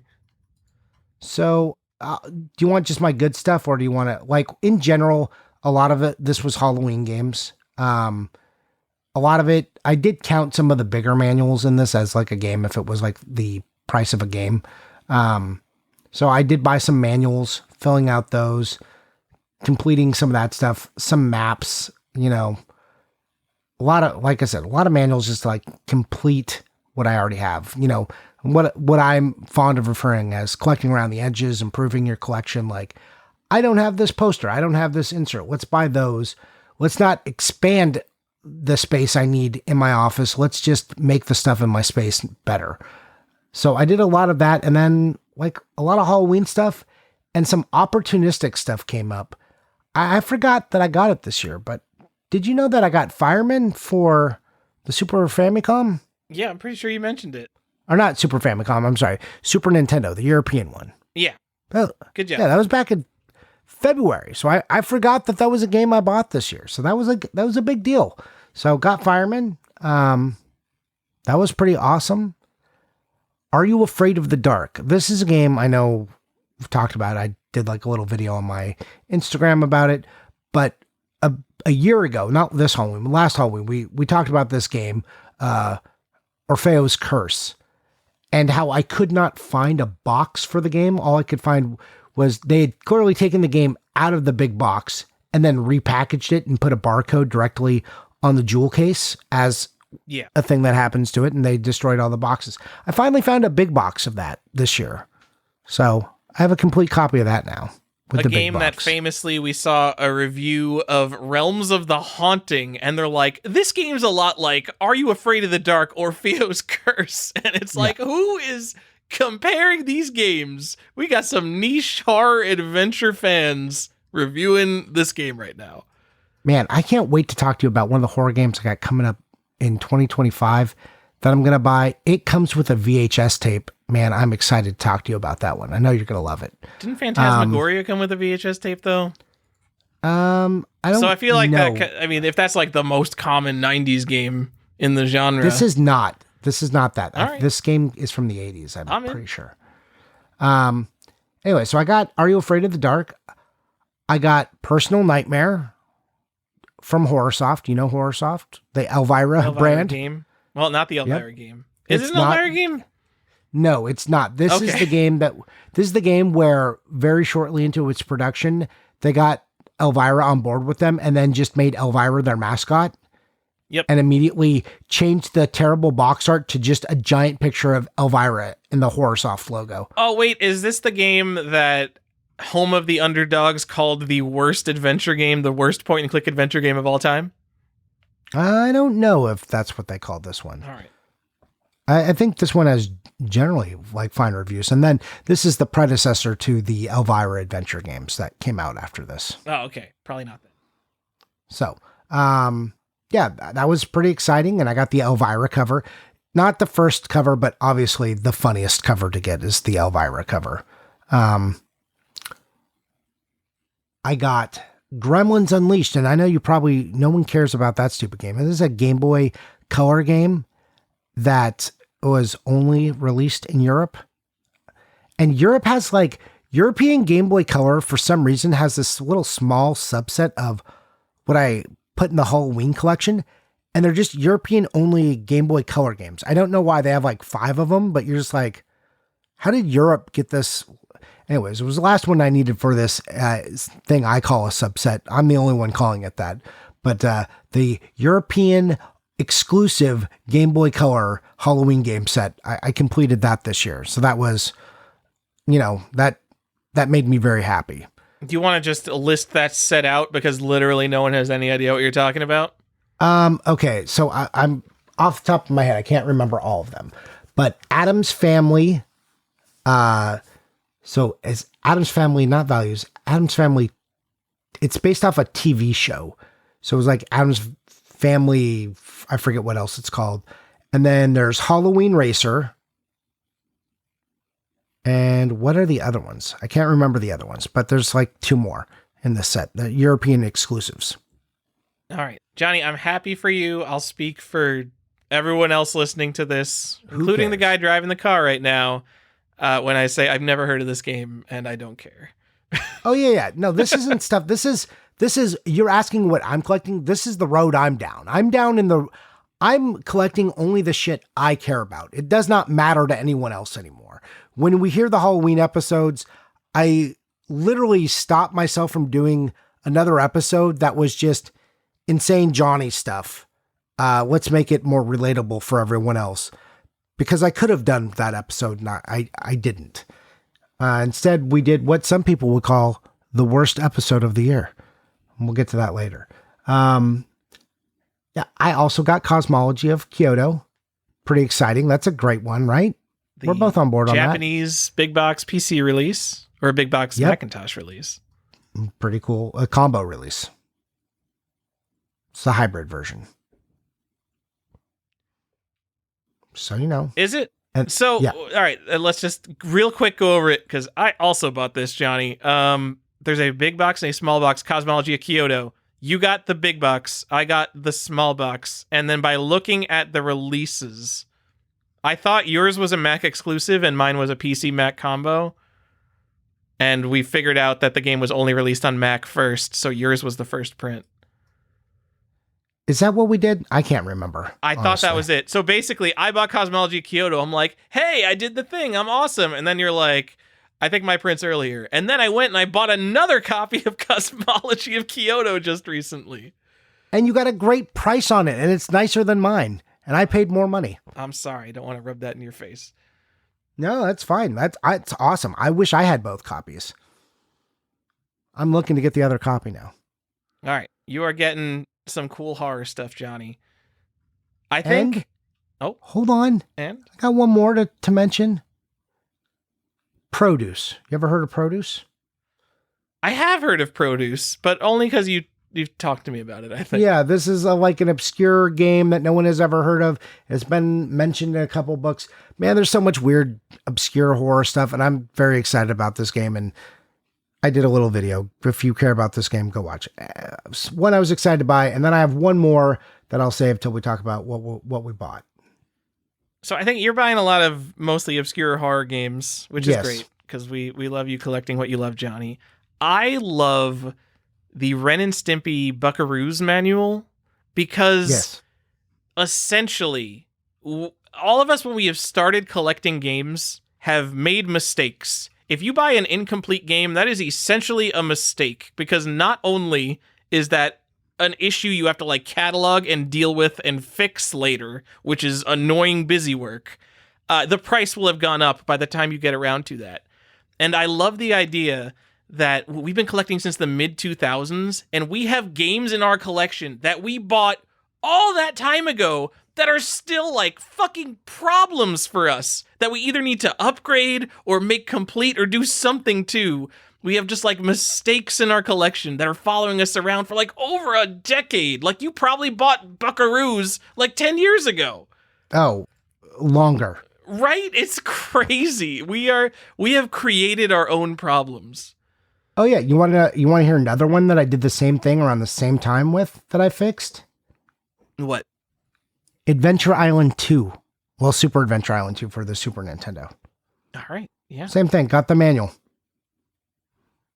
Good job. Like, why didn't I have the manual for this? Why has this been a problem for so long? Anyways. Anything else you've been collecting that you want to recap for the year? Sure. So obscure horror games, again, manuals fixing problems. I was also working on the GameCube, like weird, dumb variants. That's that thing, I like to pick away at. I like collecting me some GameCube games.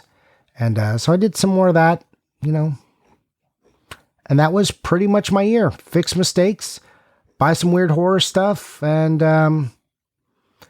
some weird one-off stuff. Oh, you know what? I got Dracula, Bram Stoker's Dracula 2.0 for the Sega CD. A game everybody's been talking about and looking for. Yeah. The 2.0 variant of Bram Stoker's Dracula, a game that you literally bought sealed because there's no complete copies available and no one cares about this. Yep. I think I set up a save search. I don't remember. I don't think I'm looking at Draculas every day, so I probably didn't set up a save search.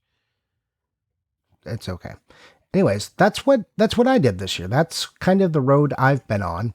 And it's been a road that I told you I was going to go down. I'm like, fuck it. I don't care anymore. I'm just going to buy weird horror stuff, and I'm going to have the world's dumbest horror collection of games. The Johnny's Halloween collection. We did a whole episode to like what my rubric is for it. And I have a whole thing written out, pages and pages about this dumb thing. That's me. What did you do? Johnny, there's oh no, is Retro 365? Did they take down their website? Oh my goodness, it was such a good website. But there's a couple PC collectors I know, apparently one less now, that they just have websites where they show off their curated collection of video games. So the end game of this, I don't want these YouTube shorts. I'd fuck YouTube shorts. But if you could make I guess you could do it in a YouTube channel, but just have a showcase of every Halloween game and just have a little blurb about everything, or which of these little subsets matter. I want a blog post basically on the 5 Game Boy Color European exclusive games, because no one knows about that stuff. And you can't really do a filtered search on what are the horror games you can what are all the N64 games, because it's more subjective and genre based. I want that to be the end game of this collection. I'm basically giving you homework. So you're welcome. Thank you. I appreciate it. Johnny, I don't think this is a very surprising fact. I bought about 70 games this year, and half of those were old computer games, and half of those were just random important Japanese games. Probably 10 vintage computer games, kind of baggy or Macintosh games. You got me Temple of Apshai. I just got House of Usher. Raid on Bungling Bay. God, it is hard to find a Commodore 64 copy of Raid on Bungling Bay, the first Will Wright game, the game that inspired SimCity. We have talked a lot about that game for some reason. You just like the box and the name of it. No, we were both confused as to what that game was actually going to be about by looking at the box. We both had the wrong interpretation of this thing a long time ago. Okay. It's been a long time. Marathon for Macintosh, Johnny, Dark Castle, and I upgraded my Doom PC box. I got 5 big box PC games. I was getting the Wizardry and Might and Magic games. I got a bunch of obscure Pokemon games because I had this idea that I was going to get all the rarest Pokemon games at some point, and I picked off a few of those pre-order bonus and PC type games. We did an episode on that stuff. And then from Japan, I just got I call it important stuff. Some of it's just stupid collectory stuff. I got a sealed Kingsfield 1.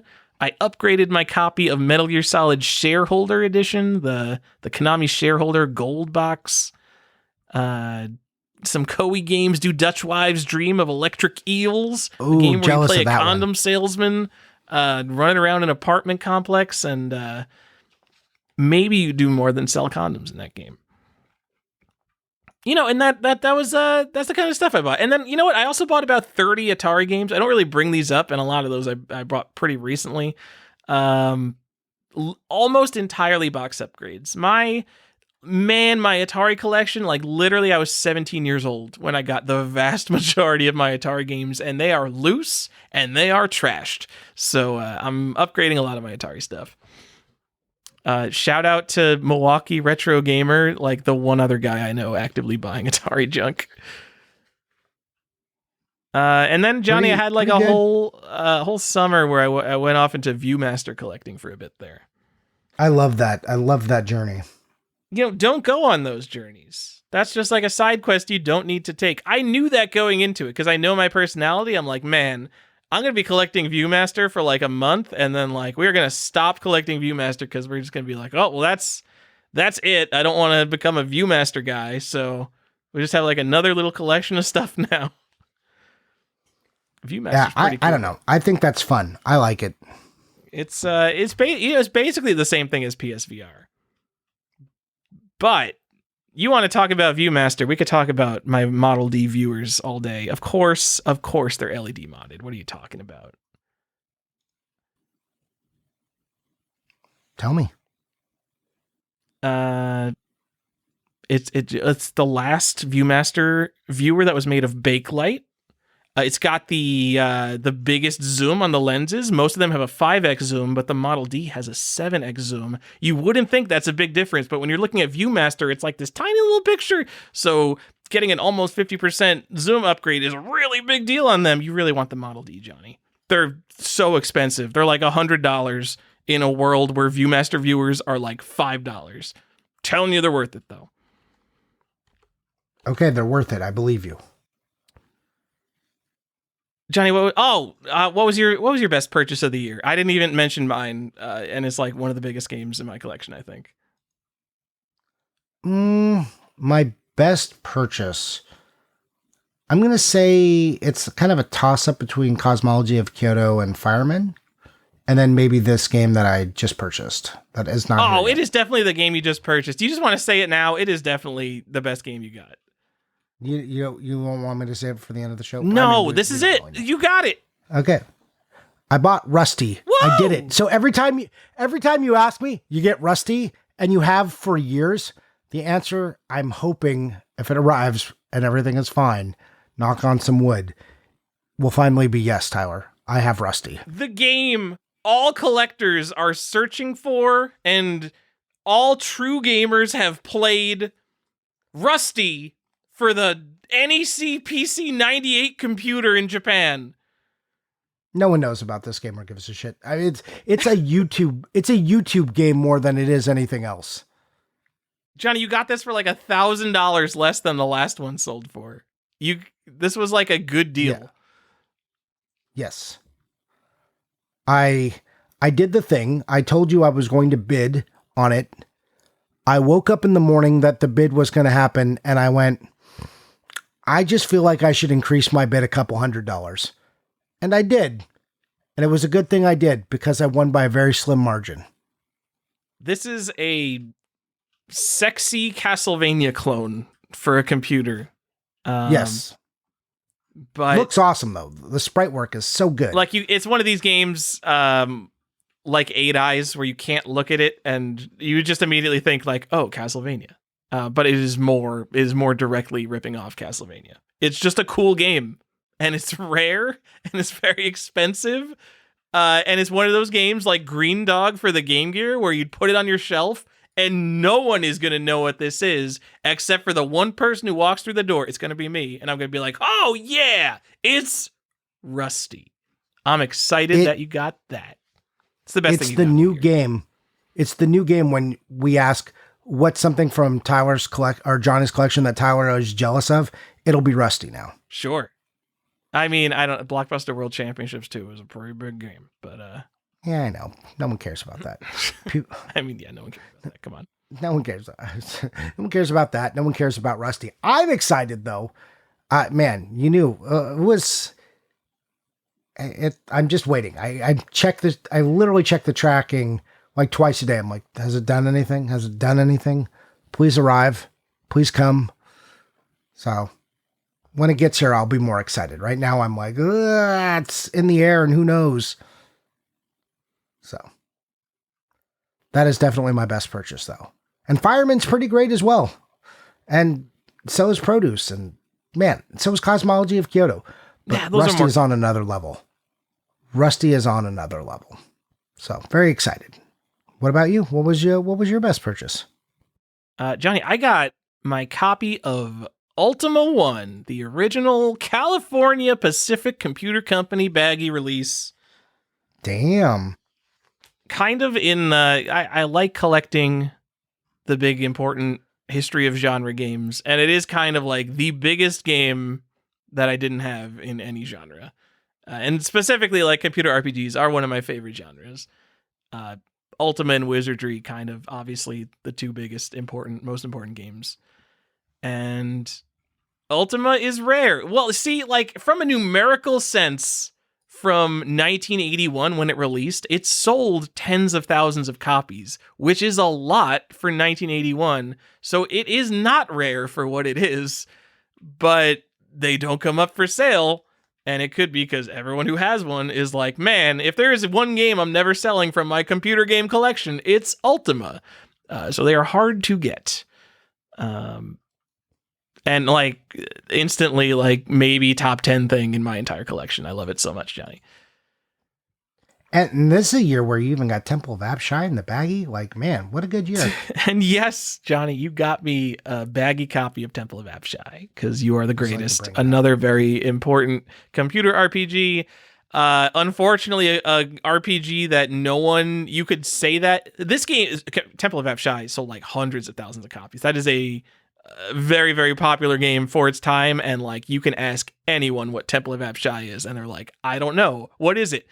The Temple of Apshai engine? There's like a dozen games that use the same engine. There's Upper Reaches of Apshai and all these different variants of it, and a lot of them are common, and no one knows what this fucking game is. What's Temple of Apshai, Johnny? I got no idea. Yeah, but it's got a lot of sequels. It's just one of these things like, no, guys, you gotta trust me. It's important. But you know what? Ultima, even though no one cares about the Ultima franchise anymore, no one plays Ultima online anymore besides weirdos.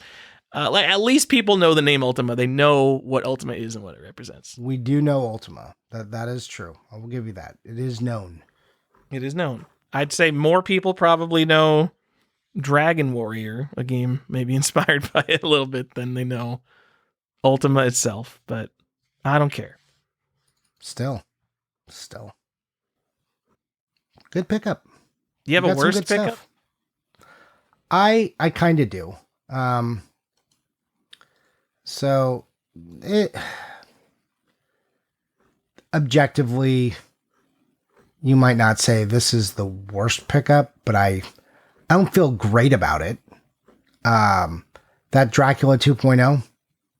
Just because I had to buy a graded one, and I didn't like that. Yeah, that's not the worst, because it was the only one on eBay, and it's one of these things where like we brought it up on the show, so now like there's another 3 guys, including me, who have a saved search for it. So the fact that you got one at like regular price is really fine. Yeah, so I don't love to buy it, but the actual worst thing, like maybe objectively the dumbest fucking thing I bought this year.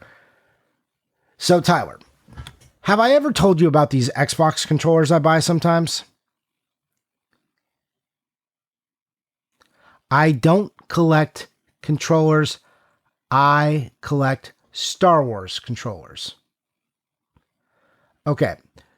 So No. This is much worse because they haven't made. So these were like done by Razer. Like they had these like special edition ones that like came with a charger, and they are basically just an Xbox controller that's overpriced. They're Funko Pops. There was a Mandalorian one, right? And I got it, and I was fine with it, except I realized they make a new at cool some Kylo point, Ren Tyler, one? They made a stupid variant of the controller. Didn't change the name of it. I just realized there was a variant. So I went out and bought the variant of the stupid controller. Objectively, the dumbest thing I bought.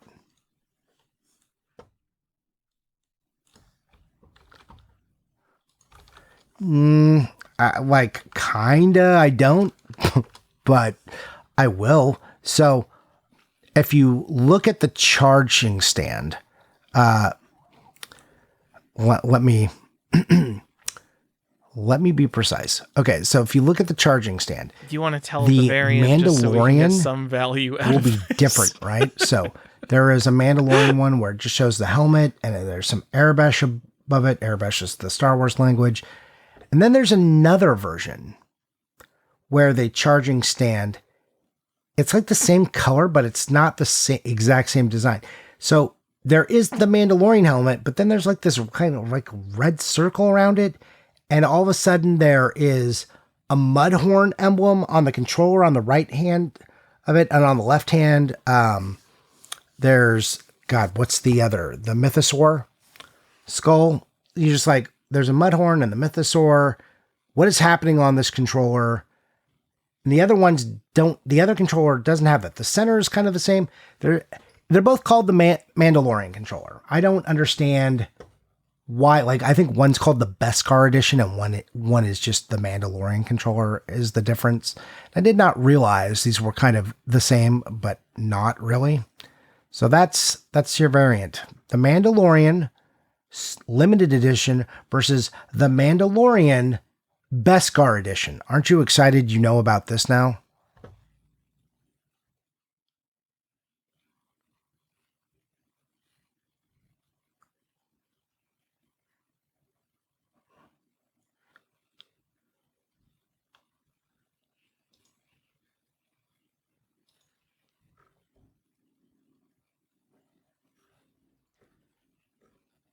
Thank you, Johnny, for putting this out in the podcast, which will get I should transcribed by AI against our will and then summarized. Yeah, so now because there are some other differences as well. Any human text, one please is give us the by human Game text. Freak, and I think the other There's one's by Razer. some I don't amount of understand large language why. models that will Like, now they're all clearly have made the Mandalorian from the same controller Beskar edition filtered into their training data. data. Did I see? Is that? Am I being this accurate this here? knowledge would be completely Make sure I've lost got to the that world accurate. otherwise. No, sorry. I said Game Freak. That's not what I meant. Controller gear. Controller gear versus Razer. Sorry. Game Freak. My son has got me like looking at Pokemon with him all the time. So company? I got stupid Pokemon falling out of my brain. You know what? We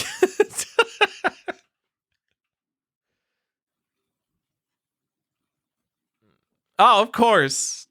I know. Mm-hmm.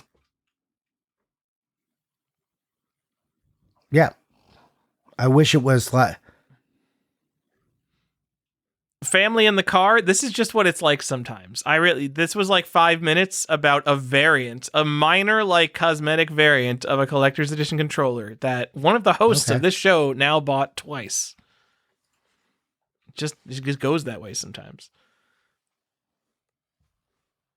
I was just going to say my worst purchase, Johnny, is probably Marathon on Mac, a game I haven't played and don't care about. If you don't know, Marathon was an FPS series that came before Halo. It's a Bungie series. And I don't care about it. It is probably... Is it the most recognizable and important Macintosh game?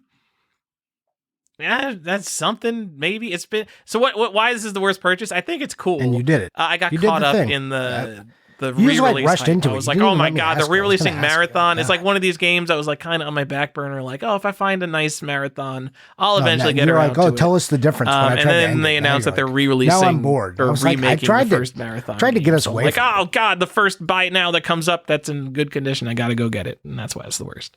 Yeah, I think let's double check the document. Did the thing. Anything else that we want to touch on before we move out of this? Well, we were maybe lingering on the controller topic a little bit too long. Yeah, those are our best worst purchases. That's what we think's happening for the year. Here's to you all. I hope you have an Johnny, what's next? Is it what we played this year? And I hope your 2024 was good. Now let's move into the second half of the show where we talk about no, that's not what we're doing. You can cut all of that. Yeah, I did. I forgot we were going to say the best game we played of the year. That's what you were getting at, not moving us on. Man, I fucked that up. Okay, Tyler. Yeah, you're right. We also have what was the best game we played all year. And I wish I had a really good list. I wish I could. You've got so many good games that you played, so much stuff you played. No, yeah, I wish I had an expansive list. I want to know the best thing you played, though, and then I'll embarrass myself in front of everyone.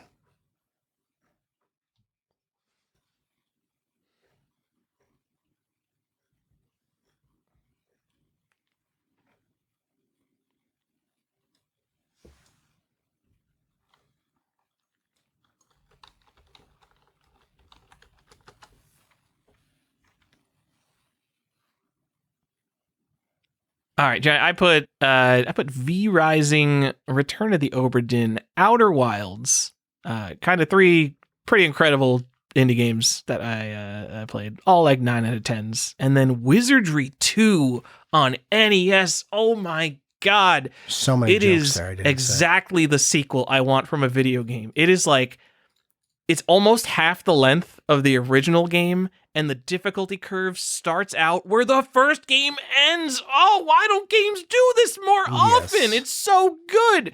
It's just this short, hard, sweet experience. Loved me some Wizardry too, Johnny. All right. Johnny, the worst games I played, I'll just go into my worst two. Caesar's Palace on NES, and then AD&D Heroes of the Lance, which is kind of like this. It's a classically horrible Advanced Dungeons and Dragons game.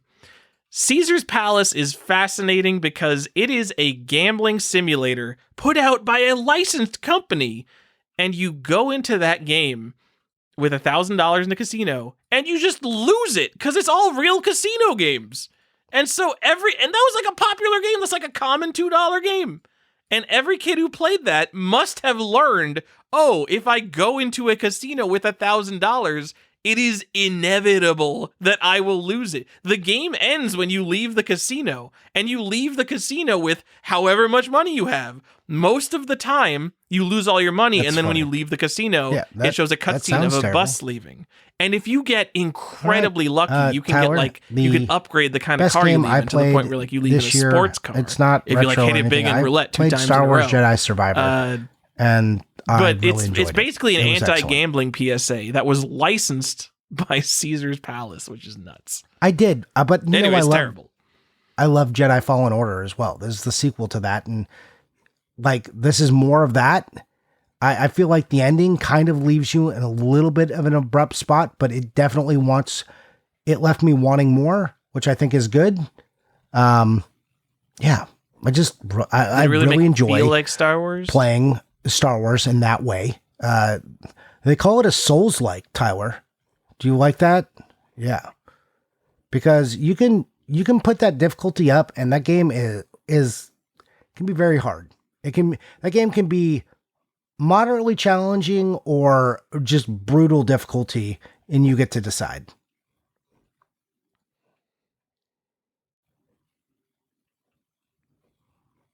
Whoa. Doesn't seem like that's true. Yeah. New games. I know. I understand. Well, I am a huge Star Wars fan, so I will get right on playing that. Probably next, Johnny. I'm sorry, it's not. I've just kind of given up on modern AAA games. I just realized, it's just not for me. I get too annoyed. I kind of hate everything, and if I'm gonna hate something, it's gonna be in like the biggest budget, most mainstream games out there. As much as I recognize, like they're absolutely incredible. Yeah, It's amazing that I any think the amount of biggest thing is humans they can took come what together was good in and the put first something one, and like they kind of expanded Jedi on that Survivor made the together. good Like, stuff how a does little that bit project better. even happen? Some of the I have dumb projects stuff, at work where we like can't the get map like 4 wasn't as people good, to make a and they PowerPoint kind of presentation. fixed the map, and they gave And they you made fucking a little Jedi bit more- Survivor. Like, they gave you what more the fuck? lightsaber stances, so I could and more recognize combos and stuff you could do. how So good the they game are was in that sense. Yeah, a little just- less one note in the combat, and I didn't hate the combat in the first one, but it really made it so you could choose this play style that you wanted, and expanded your force powers. Yeah, just good stuff. Good stuff. Worst game I played, and the game I definitely have put the most hours into, Tyler, is Diablo 4.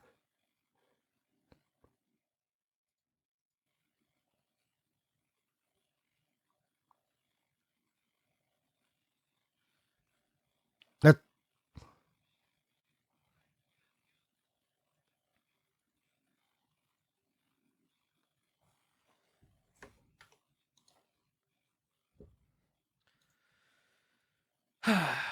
Johnny, Path of Exile 2 is out, and I hear from literally everybody who's playing it that it's absolutely incredible. And the first thing when I booted up Diablo 4 and I played it for 30 hours, I'm like, this game is not incredible.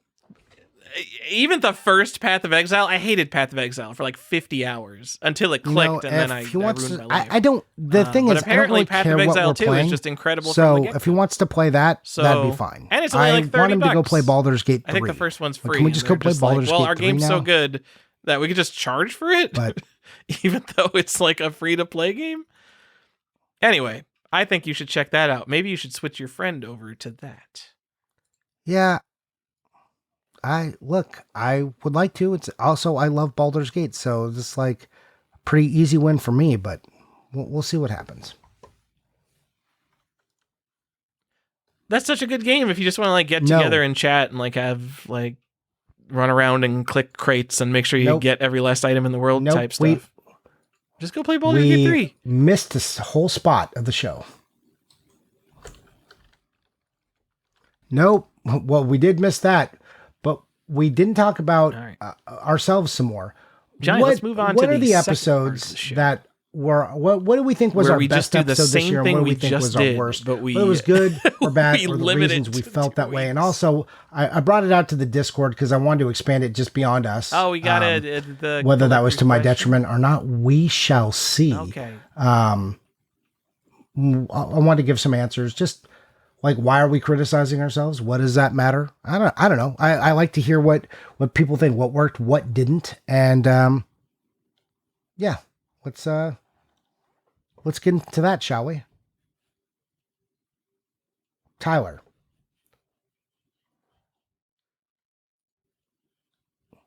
No, you're...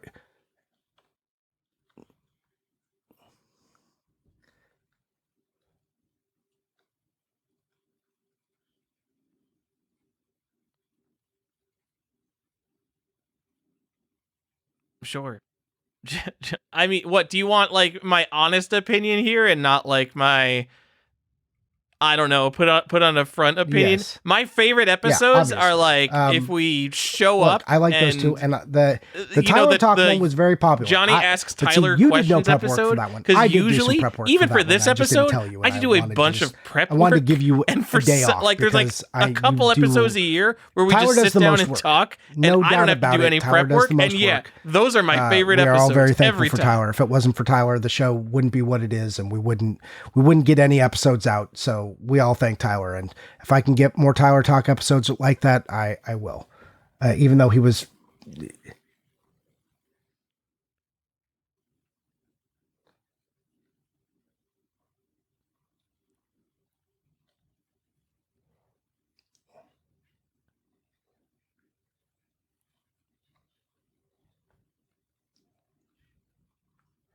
I mean, I just want to say I looked up like Donald Trump's tax policy for this and episode same, to like, see if why there was would I looking be at historical any Bitcoin like, prices to know realistic how that happened changes and like to what how the some collectible corollaries were markets and how they operate. affected other markets. Like I these do are stupid research are for things this I show, also looked up. even for like a So, year-end yeah, recap it's- episode. I have to be looking stuff up. We got to be We talking want about to be stuff. robust, and that went and, nowhere because it basically was like, yeah, it is a not curse really and a anything blessing of this show. And I think that's what people really like about the show. But Tyler, there were some episodes you 100% did not enjoy. Fuck with the labor. Which one? Yeah, I know it's the shark episode. So Tyler, you did not like the shark episode.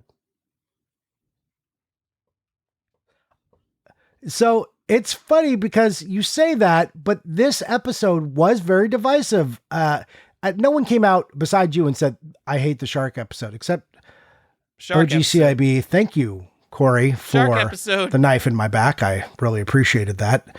As he, No one collects shark games. That's not a thing.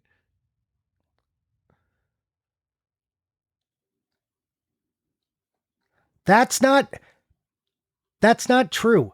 That is not true because there was a bunch of people like, I like the shark episode. Shark episode was the best. Hey, Josh Byerly said There are Sharks was tons the of best. people in the Discord. Shackfish. You were like, Sharks what was are the a vi- best and worst episodes? And everyone's like, oh, nothing's too bad, but also the Stephen King and the Shark episode, like, But who cares? that's what I'm Johnny, saying. You're the only one who cares about obscure horror games. Oh, I just don't know.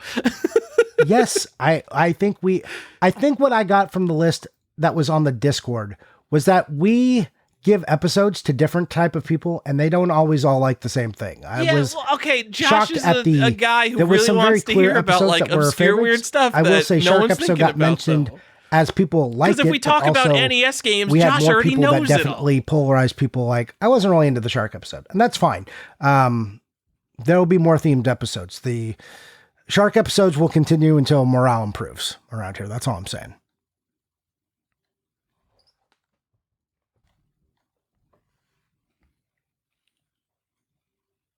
Yes. That is an excellent title, actually, for that episode, Tyler. That's very funny. You should write that in the episode, Doc. I will say my least favorite episode, and if you guys it's not want more real for collecting probably the episodes of things reason people you're collect, you thinking. just wait for the. Or maybe it is. So Maybe we you've don't sussed know it how out. to collect Xbox The Stephen King 360 episode, Tyler, is my least favorite episode of the year. Do you know why? It is my least favorite episode of the year because I wanted it to be better. I wanted there to be more. I was so excited when I'm like, okay, I've got this like list of Stephen King games and we'll research. I'll do a lot more research and I'll find something. I'll find something cool. And Tyler, it was a fucking dead end. Excellent. Why? I mean, we put it together. It's like, look, it didn't go where I wanted to go, but that's, I mean, what am I supposed to change the facts? It's like, we did it. We recorded it. It's like, man, that was not the best. I think the most unexpected episode we did, and tell me if you agree, was the temporary tattoos episode, which just kind of came out of nowhere that we're just like, well, let's just talk about temporary tattoos.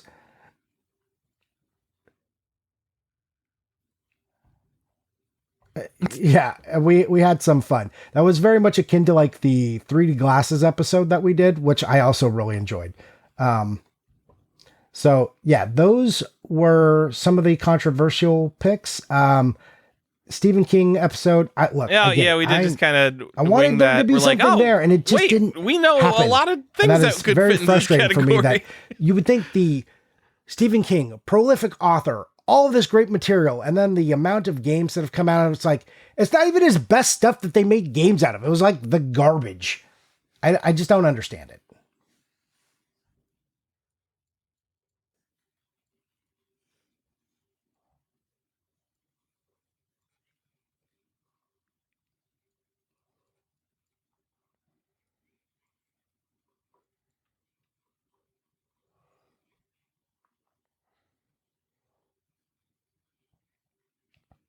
Kind of the most unfortunate thing about that episode is the one part I genuinely did like about it is that you could big box that's PC release of Cyber War, the Lawnmower Man sequel. So I Tyler, think might be the worst favorite episode. I know you game like types, packaging but did you I've have ever an episode seen, that was like? But I can't fully describe how bad it is on an audio podcast. By the way, shout out to the people in the car. We have not forgot that you're listening to this as audio entertainment because you can't watch anything. Tower Talk. You like that one the best? All right.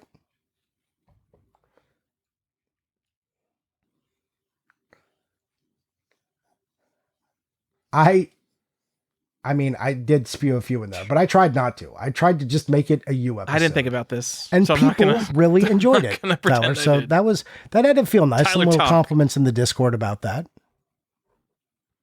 That's it. Yeah, I mean, everyone gets to listen to my opinions, and Johnny won't even spew his opinion. So it's just all me all the time. Everyone loves talking about themselves. But I mean, they very specifically are like, I really like that Tyler Talk episode. The Before Dark episode was really good. That one, I was surprised by that. I liked that one. So, yes, a lot of people wanted to be like, well, we just like the show. Like you can be mean. Would you believe Lord Hardstyle Z got to call out that who support the show financially the gift episode because he was shocked that anyone would make a Sonic pizza cutter. Me too, buddy. Me too. And Meeple Bunker, you got my back. He loved the Halloween episodes, not the Stephen King episode though. He didn't. He didn't call out the Stephen King episode. He just specifically called out the other two. And some other people mentioned Historic Halloween first. They liked that we went that way. So yeah, those were some of the best and worst. My favorite was probably doing I love it. They the fucking historic hate the Halloween Stephen first King because that was episode. just an episode I really wanted to get out and get into people's hands, Oh, make it relevant, and it was me reining myself in, even if it doesn't seem like it. So, yeah, I enjoyed that. Also, everyone likes the So You Want to Collect. We spend a lot of time doing those when we do them, and people enjoy them. So, and we had a lot of people say a lot of nice things about us. One person did not like the Greatest Hits episode. They mentioned, I was surprised that one didn't get more hate on it, actually.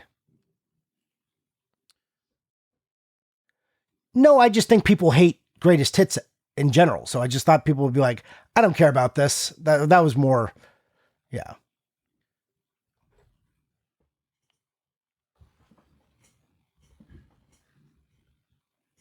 oh no. Really? Did we just not do a good job, do you think? Yeah. And two, I guess. uh, That might be how I thought not talking about before I collected Xbox Platinum hits, and then I'm like, idea of, oh shit, these are rare. And if Oh you've my never God, been fine, down the yeah, path where you move go, on. I oh didn't shit, realize these it was are that long. rare, maybe it's just like get outta 100% here. garbage. Or you know what, even if you Tyler, have gone through that path, guys, it is still 100% you got a collector's garbage. question for I'm us? sorry. All right, enough about our episodes. We're talking about ourselves too much. We care a lot more than the listeners, Johnny. This episode's 3.5 hours long. How about that? Can we move on? Tyler, you want to tell us how you stopped having an aneurysm and came to your senses? Final Fight CD asks, I've been listening to the older episodes. Around the episode 100 mark, Tyler is talking about full set collecting and questioning if he should go after the 3DO set. What prompted the complete change in collecting?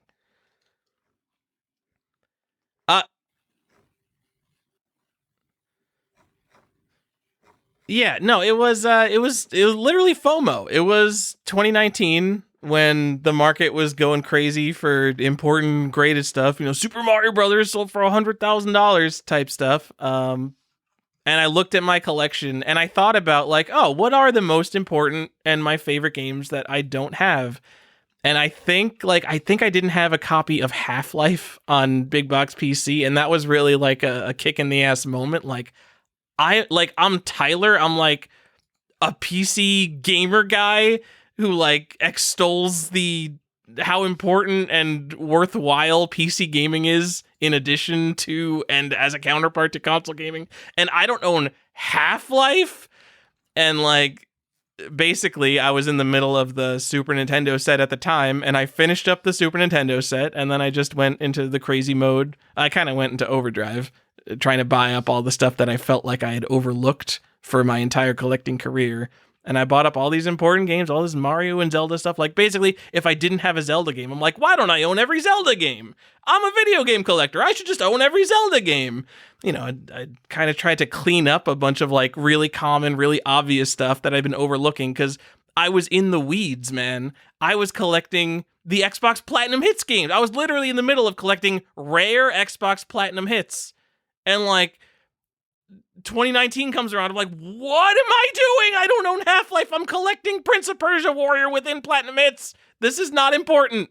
Half-Life is important. And that was just a big change. And that is why I think, if I think about 3DO, immediately Star Control 2 comes to mind. That game is so cool. I'm struggling to have an amazing second game come to my mind. I just don't care about 3DO that much. I like it from the sense that it is a very niche console from an incredible era of like this multimedia wonderland 1994 that I always talk about. I love the 3DO. I love the concept of the 3DO. Do I have an emotional attachment to many of the games? No. Are the games important? Not really. Yeah. Maybe there's like a few in there. There's, the Need for Speed and things like that. There's no reason for me to collect a 3DO set. Also, it's kind of expensive. Also, I went crazy and bought a bunch of computer games. That's why. FOMO. It's all FOMO. You can blame Dennis Kahn. Excellent. At the end of the day, it comes down to Dennis Kahn. And I didn't go into the sealed. My trigger wasn't like, oh, I need to get all the sealed NES games. I was like, oh, I need to get all the important Okay, I'm games. sorry. So I'll, he triggered me just in a different direction than the crazy high end market went.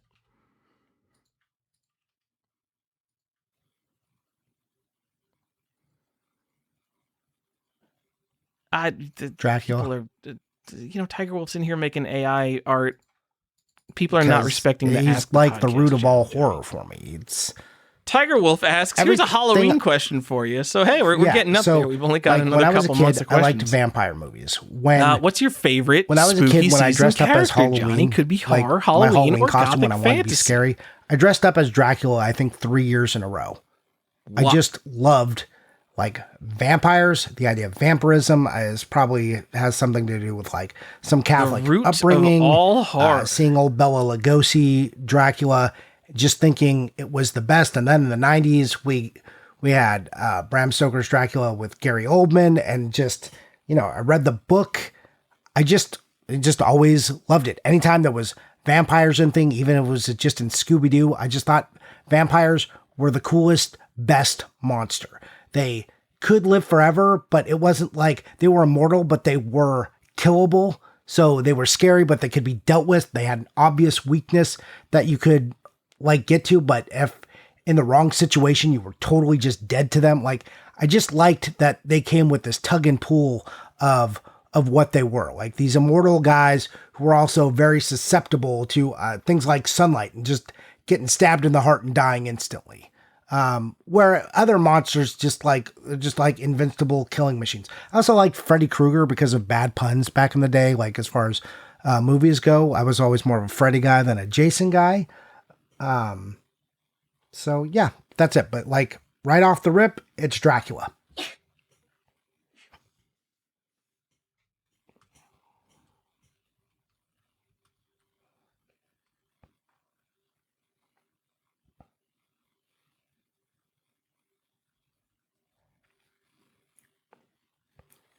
Yeah, I mean, I don't, yeah, God, it's kind of a stupid thing, but All right, who cares? Johnny, you know what? Garlic, kind of a lame weakness for vampires. Just gonna say, kind of like how the original Green Lantern's weakness was the color yellow. It's just a very mundane thing to be weak to.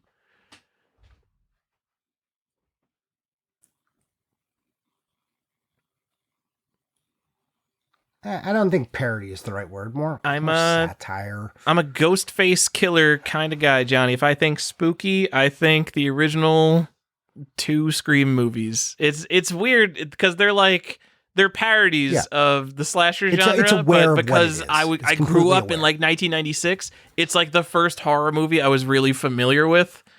It satire. Yeah, you're right.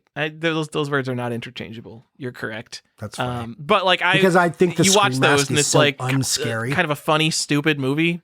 Maybe intelligent in some of its commentary. Yeah. But like I was terrified of Ghostface. That was like the it's first like, I horror can't run movie in this monster. thing. It's I was tied on my terrified. legs. And I still get an emotional reaction seeing the Ghostface killer pop into a window. No, he does. He's in like a That's my guy. yeah. That's unpractical. But at least, but he is in a very workman costume. No, it's it's like in a super scary, jumpsuit. Johnny. It's a guy with a knife running around in like an inconvenient costume. It's so Freddy it's so is the one who's doesn't have a mask on. Yeah, I mean, come on, Michael Myers. He's got hand, like though, practical. like he can't put his weapon well, no, down. he doesn't which, have practical is maybe outfit because he's wearing a mask. He has no peripheral vision. A negative? I don't know. Oh yeah, Yeah. no, But he's like limber. Jason, his he wears pants a mask are too. like His peripheral vision. they is don't look fucked. too stiff. They're like kind of loose fitting. Like he could jump in those. Yeah. Yeah. Well, I mean, he does have bad burns. You can't be getting the sun on that. But he's just like chilling in a sweater. He's ready to go. He All doesn't right. have like anything restricting him.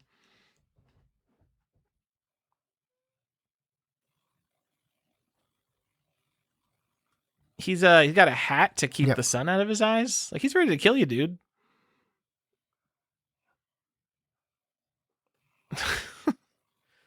That's it, Johnny. We have been given a recommendation from Sure, we can bring it classic back. I don't know Collector's if Quest we'll- episodes. We'll always bring where it back. we used but to, I think or it's a good maybe call out. you and Kat if you used want to, to 'cause I don't participate in remember that this. and you are a part of our Give Discord, a shout out to the best pickup you can of do the that by week posting in the pickups from channel. Instagram. If you want to join But we're our just Discord, going to do our here's a place Discord for me to because show. that's way easier. You can do that by going to Patreon. Do you Patreon.com/Collectors wanna bring this Quest, and you segment can back join to the for $4. You get our bonus episodes, and you get the main thing is to be a part of our Discord, where you can post in our recent pickups channel and maybe be featured here. And then also hang out with the best people on the show. And thank you for all the people who do support us. We do appreciate it.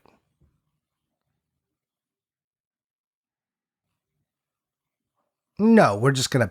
It's not a contest. We're just gonna pick one. If you post in there, we'll go. Okay.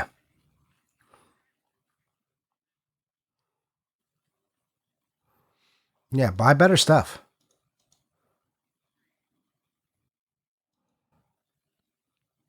All right, Johnny, there's not really a contest for the pickup of the week here. It's a contest for me.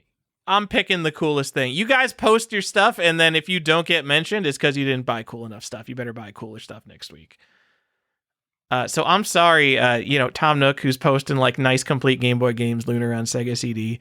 But Joe, truck driver Joe, who's driving right now, he's probably already arrived. He's listening to this on the way home. He split the podcast up. He wasn't able to listen to it all in one sitting. We're now on the ride home. It is December 29th. We're going southbound on I-95. Fucking Joe got the lowest serial number Myriad 6-in-1. Like, all right, you can't really beat that. And then he also got the Magexa 2-pack special Soccer/Super Sprint, a game you haven't heard of, and it's one of like the super duper like outrageous people who only think about NES all day international NES girls. It's a pretty it's big an deal NES to pick it up. 2-pack. But this is one of those games. Literally like 6 people in the world must care about this game. To give you, it was like half the price of Myriad 6-in-1. That is how. So people care about this, but it was probably like one other guy. And I'm gonna just call. Let's just say that one doesn't matter. Let's give him the props for getting the lowest serial number. Myriad 6-in-1 coming out of Brazil. Serial number 18. He got Dirt Rally 2.0 for the proud. Xbox One to complete his Xbox One set, and that you did it. You like spent I don't really. This is the Brazilian Xbox One set. I don't really care about honestly that. Less than like some of the other stupid stuff that gets sold. That as like the game. But completing a set like that and being in Brazil and doing it, he's got a very impressive collection, and that just representing that. So good job on that. And yes, Joe, it is very impressive. You have a lot of good stuff.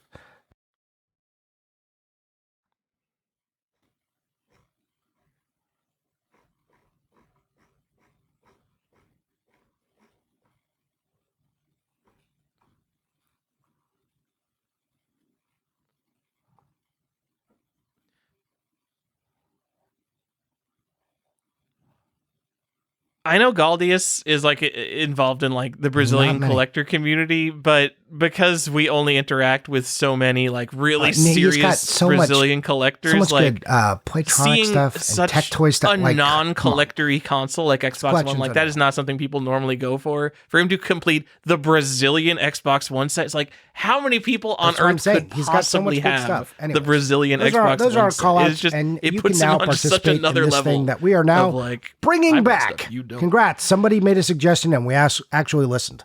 Good job, us. Tyler, I mean, Johnny, if you're a serious collector and you start going for the Xbox One set, that means you've already Indiana Jones collected and the Great everything Circle else. Yeah. What about you, Tyler?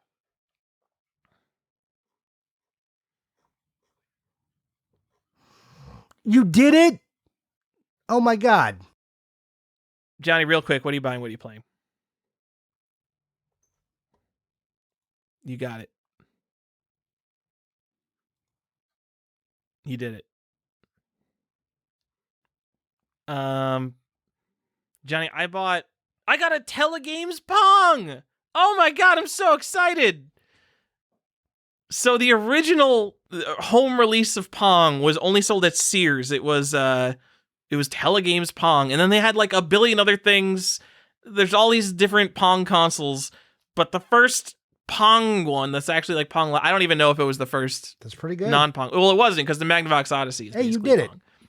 But it's this, and to get a complete in box one, they are all trashed, and they're not Awesome super job. common. And when they come up, people snap them up.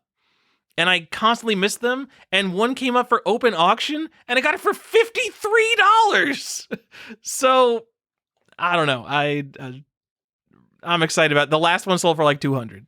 So just one of these weird market things that like no one really looking for, but I'm excited to get it. Johnny, I'm playing the Talos Principle 2.